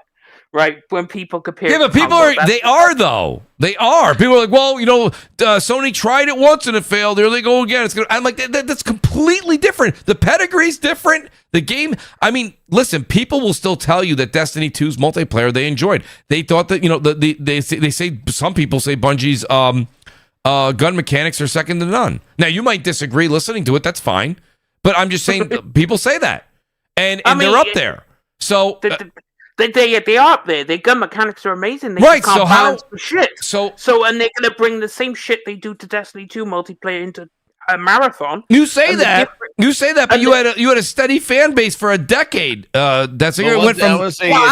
Actually, I wouldn't say a steady fan base, because a lot of them did drop off. Like, and then literally every single expansion, it was like, well, I was wrong. What a great expansion! Boy, Bungie really nailed it. No, it wasn't. It's because every other expansion was a pile of garbage, hot trash, Concord style expansion.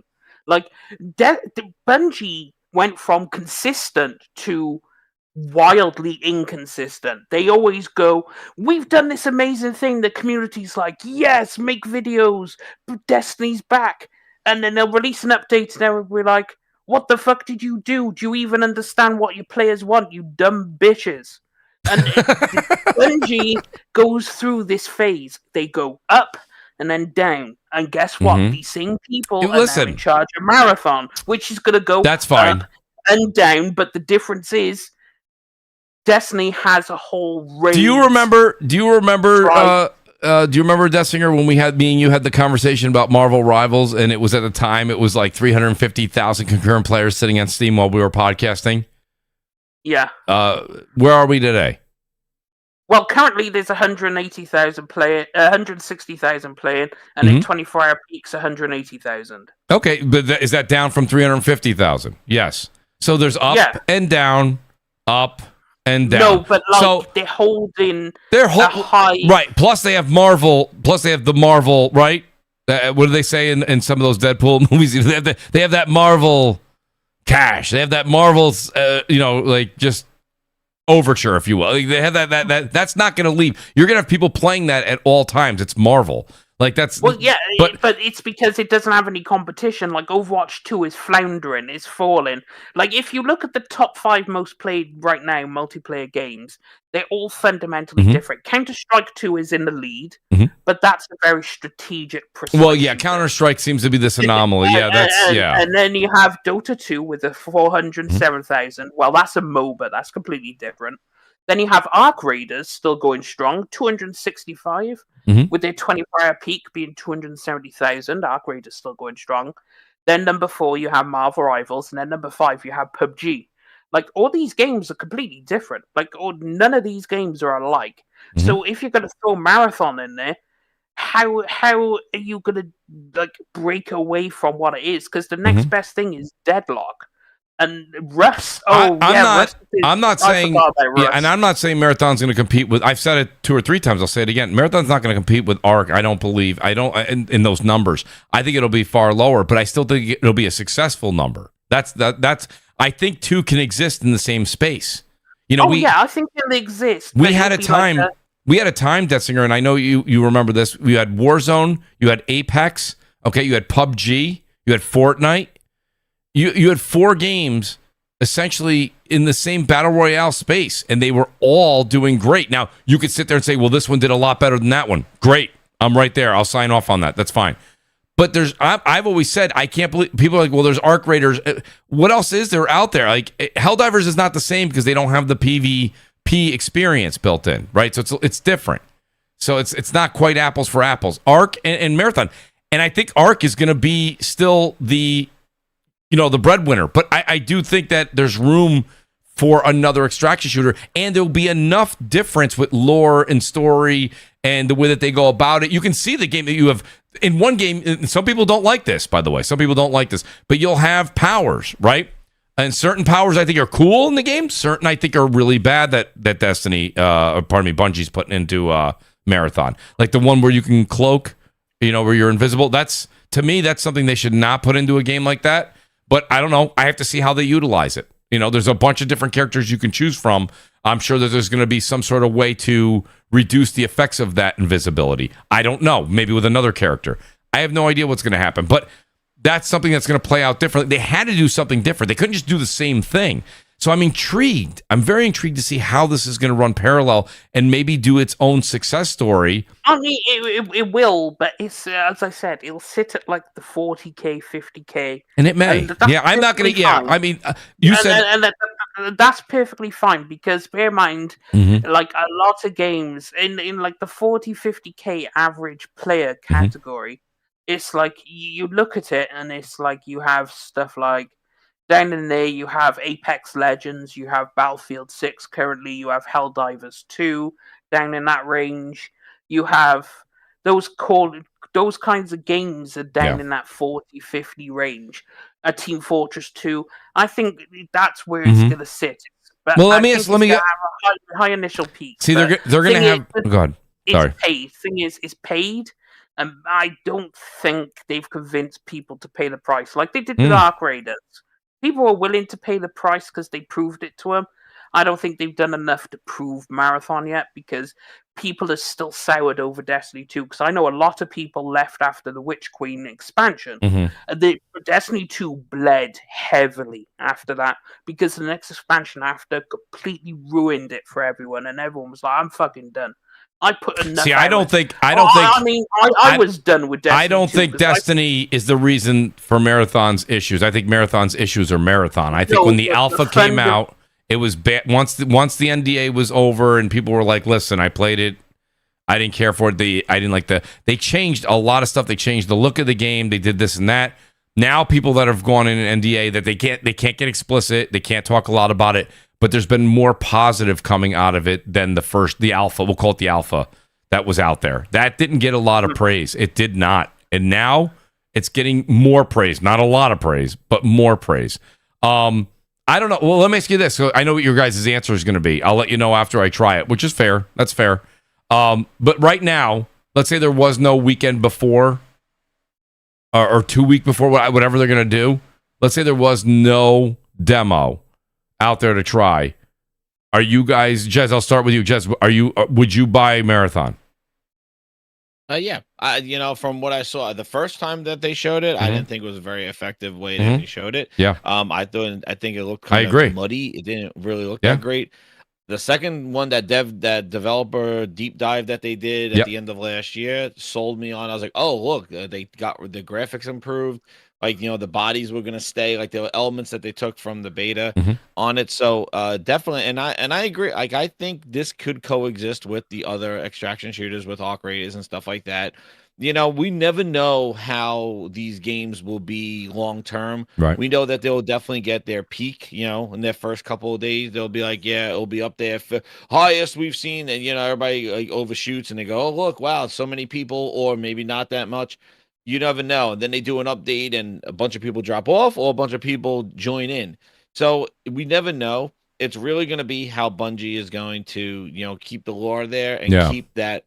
What Arc Raiders does so well is that whole you don't know what's going to happen. Like, the way the gameplay is that you get in there, you don't know if people are going to betray you, be there. You don't know what you're going to meet. You just know what you got to do, like do your job, and do you get out? You make the decision. So there's a lot of kind of on the fly things that the game inherently makes you have to consider.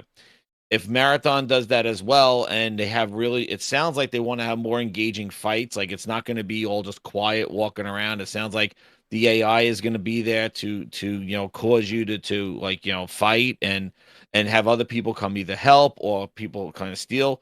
You don't know. Like, it's really good. Right. That's why I said we got to play it to know what the tension level is and what the variety is. Because they even said the maps are going to change. There's going to be different effects, weather effects. There's different. The map is your traversal across the map is going to affect the way if it's wet or if there's rain, obstruction, if there's neuro clouds or toxic clouds and things like that.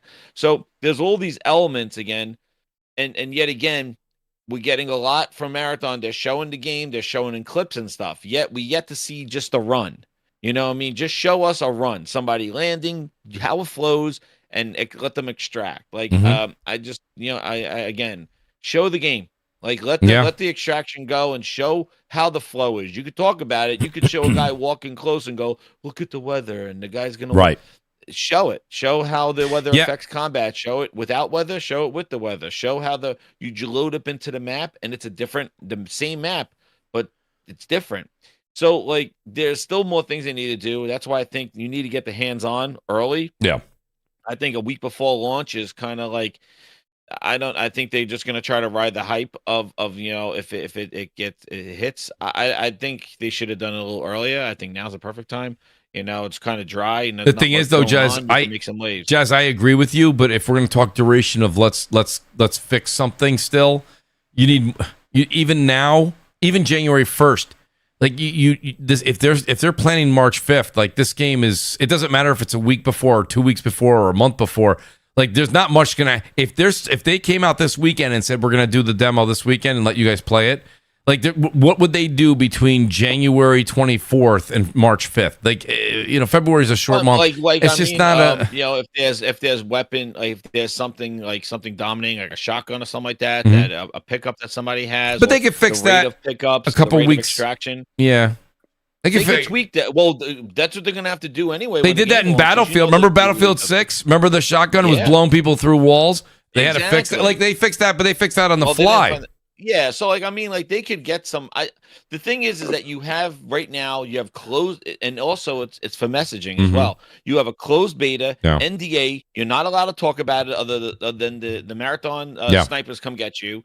You know, that's sus. Like people are gonna be like, wait, I'm supposed to get this for $40 now when you're keeping it under lock and key. Right. Let it out there. You're proud about this game. Let people play it. It's gonna be exposed to everybody. Let people see and play the game because that's where you're gonna get the real reaction of what to do. And you know, and if they do it the week before, remember that the thing is yes, it is Bungie, but I agree with Death Singer. Bungie has lost its luster. Like I think Bungie has been in and out. They had some bad news, bad things. They had the assets stolen.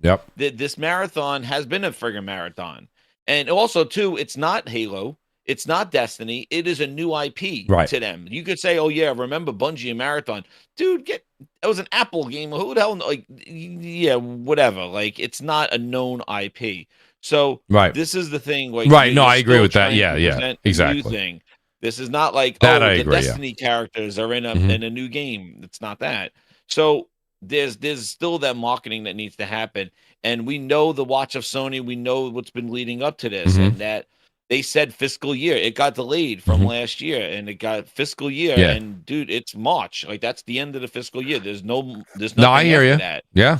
So there's been a lot of kind of wave. There hasn't been like the smoothest road for this game, right? And it didn't have a really good initial release. So I think they need to do everything they can. And one other thing I just want to just say about it too is that with these games, and you mentioned them.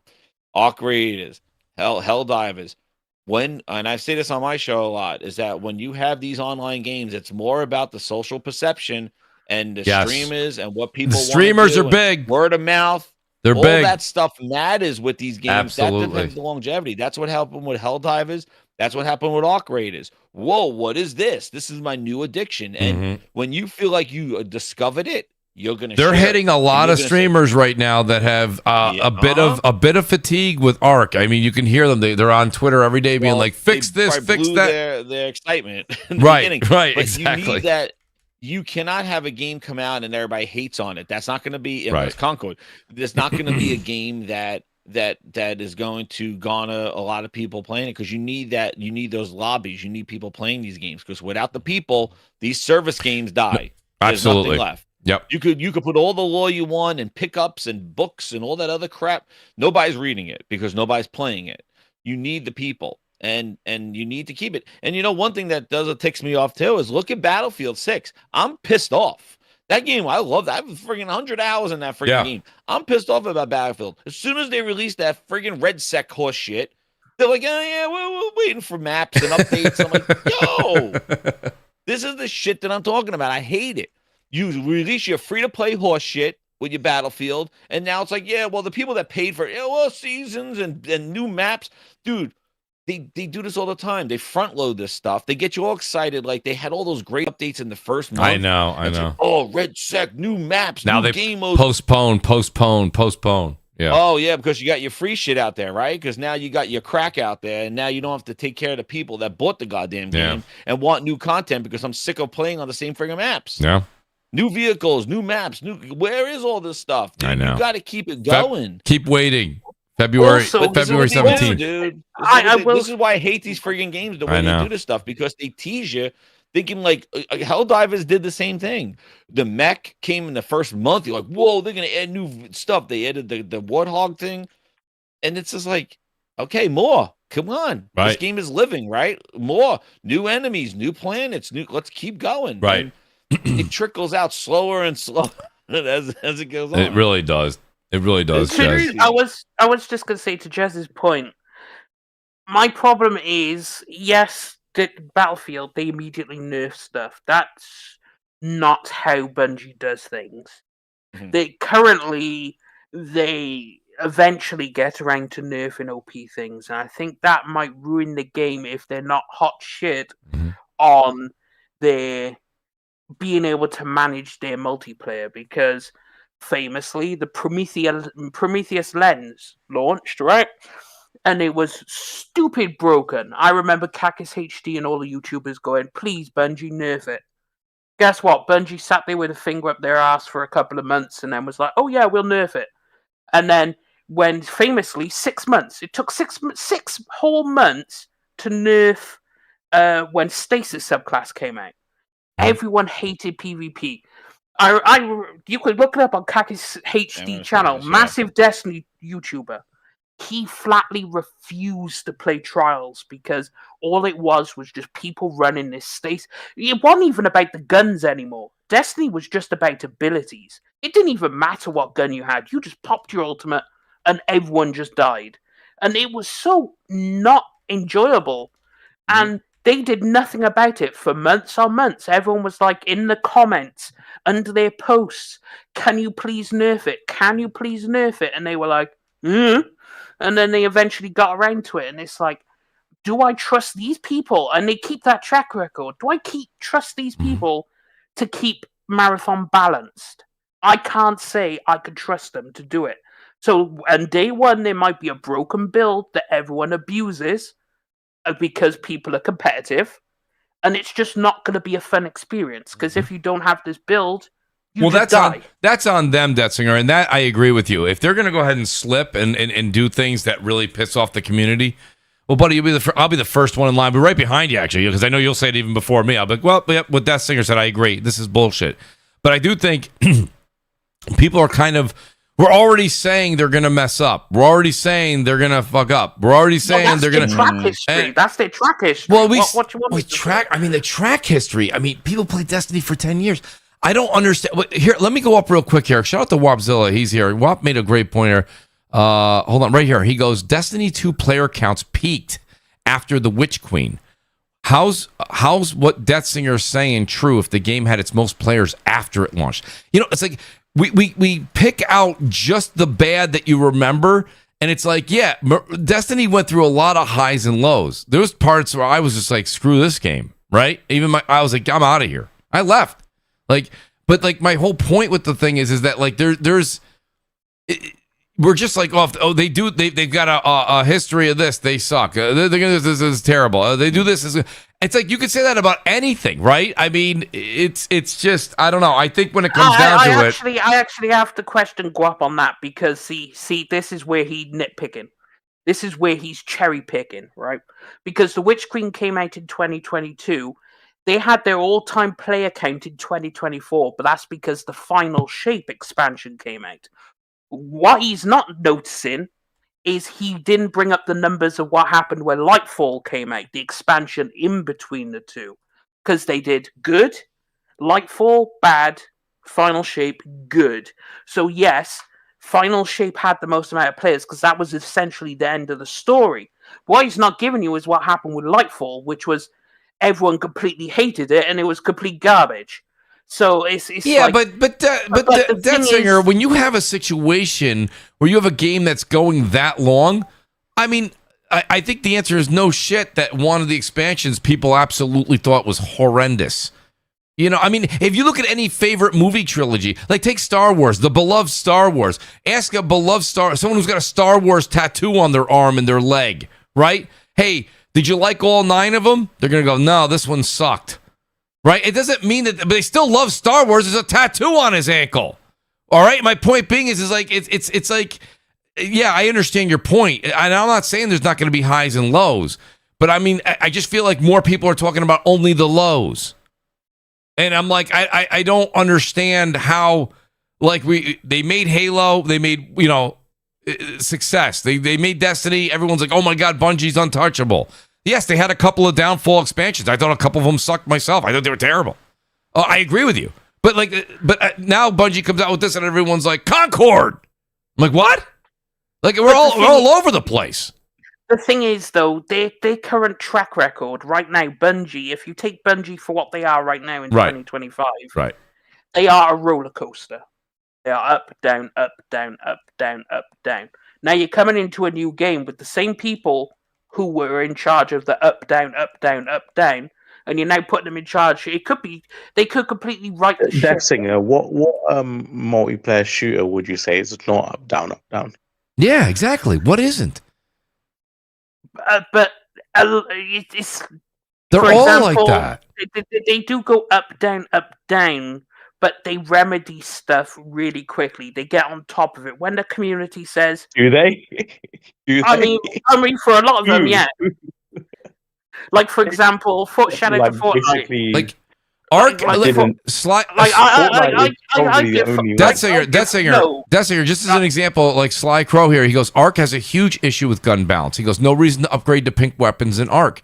He's got a point. Like everyone's got, like, there's no perfect, no, I don't have a perfect one to even give you. Like I don't have one either. There is no perfect game. Right. So I mean, but you're taking the pedigree of what the capabilities are at Bungie, and we're saying, you know what?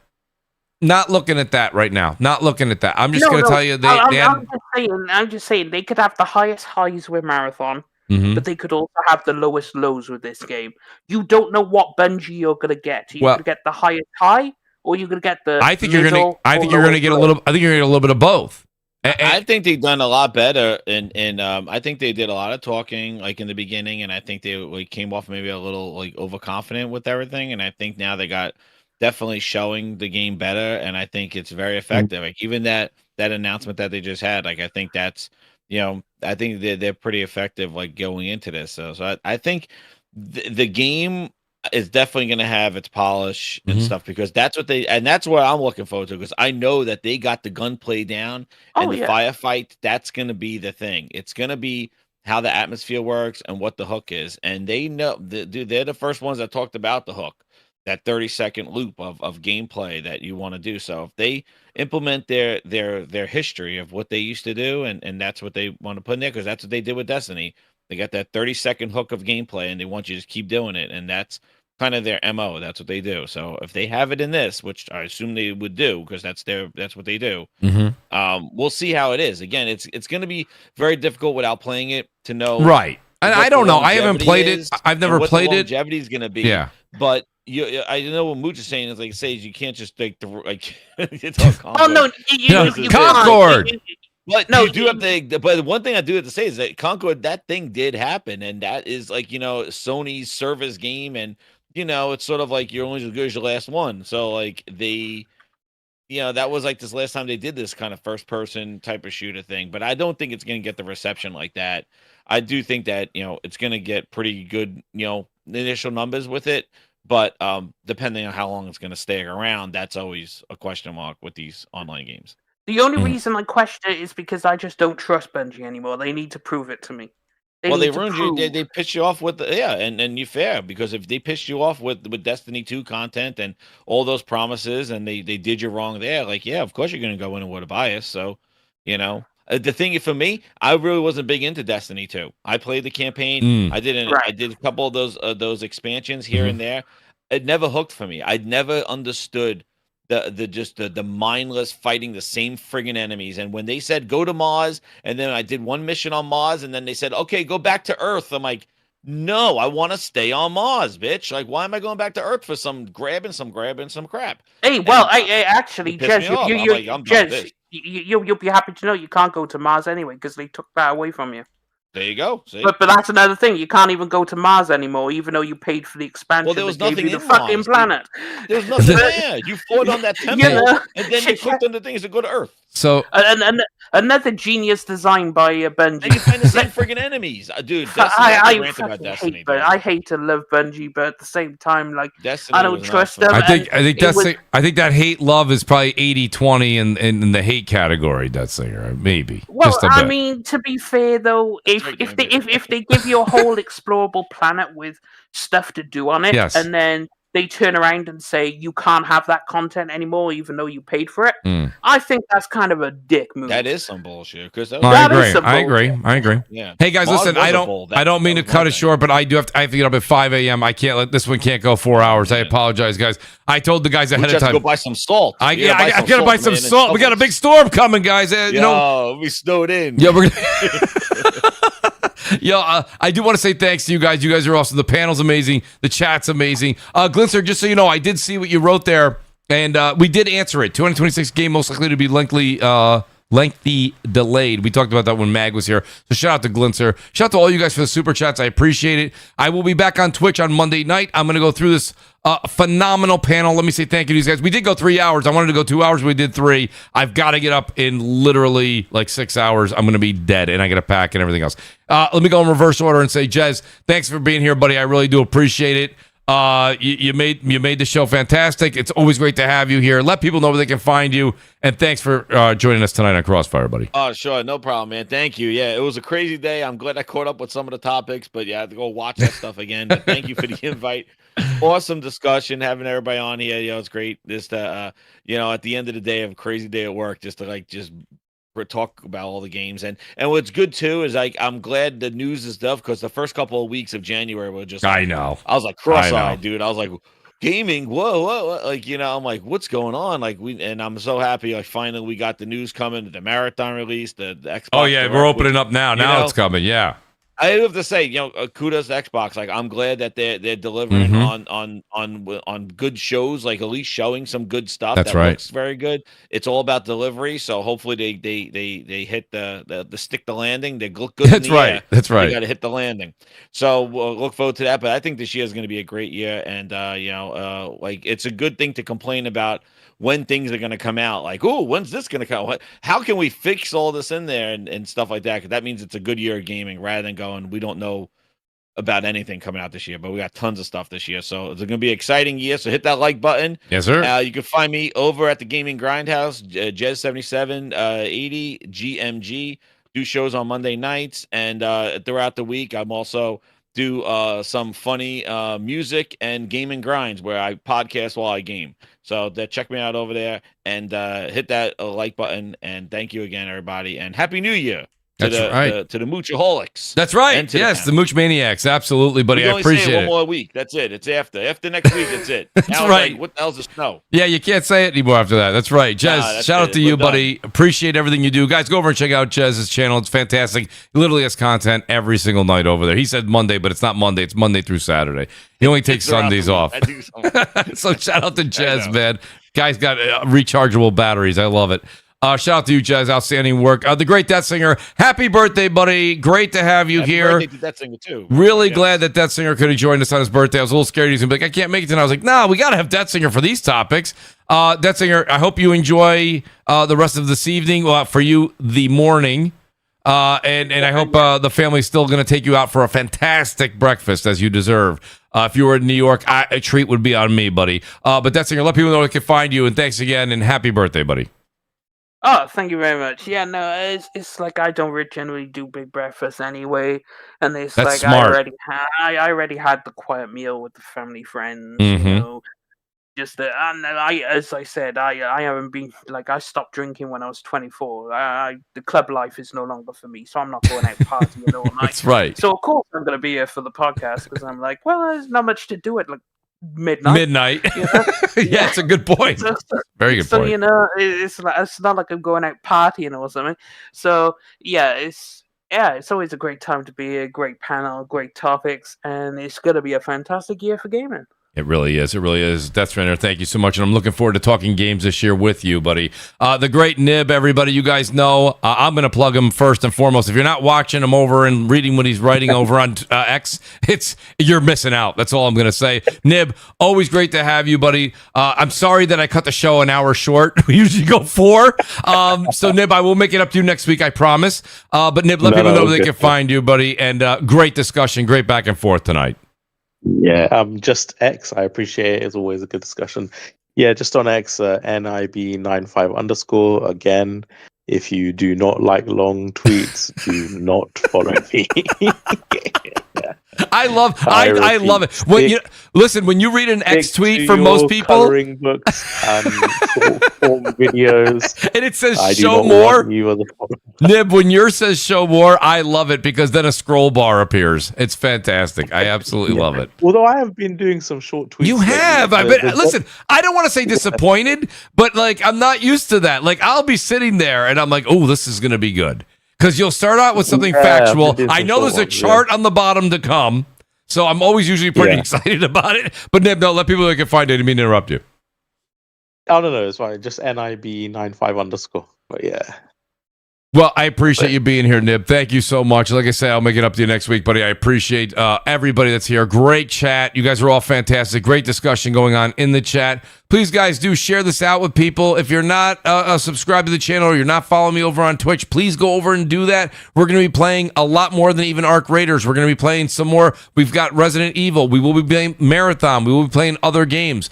It's going to be a lot of fun over there, and the banter going on between me, the Great Blaze 4K, and Lazy Vibes. Man, it's a lot of fun. We have a blast over there. We'll be back. I'll be back on Monday night. They're going to be streaming Saturday morning, 11 a.m. So go over and check out Blaze and Lazy's channel over on Twitch. Guys, till next Thursday. We'll see you next week. Go and enjoy and play some games. Happy birthday again. Happy birthday, Death Singer. Peace out. Good night, guys. See you later.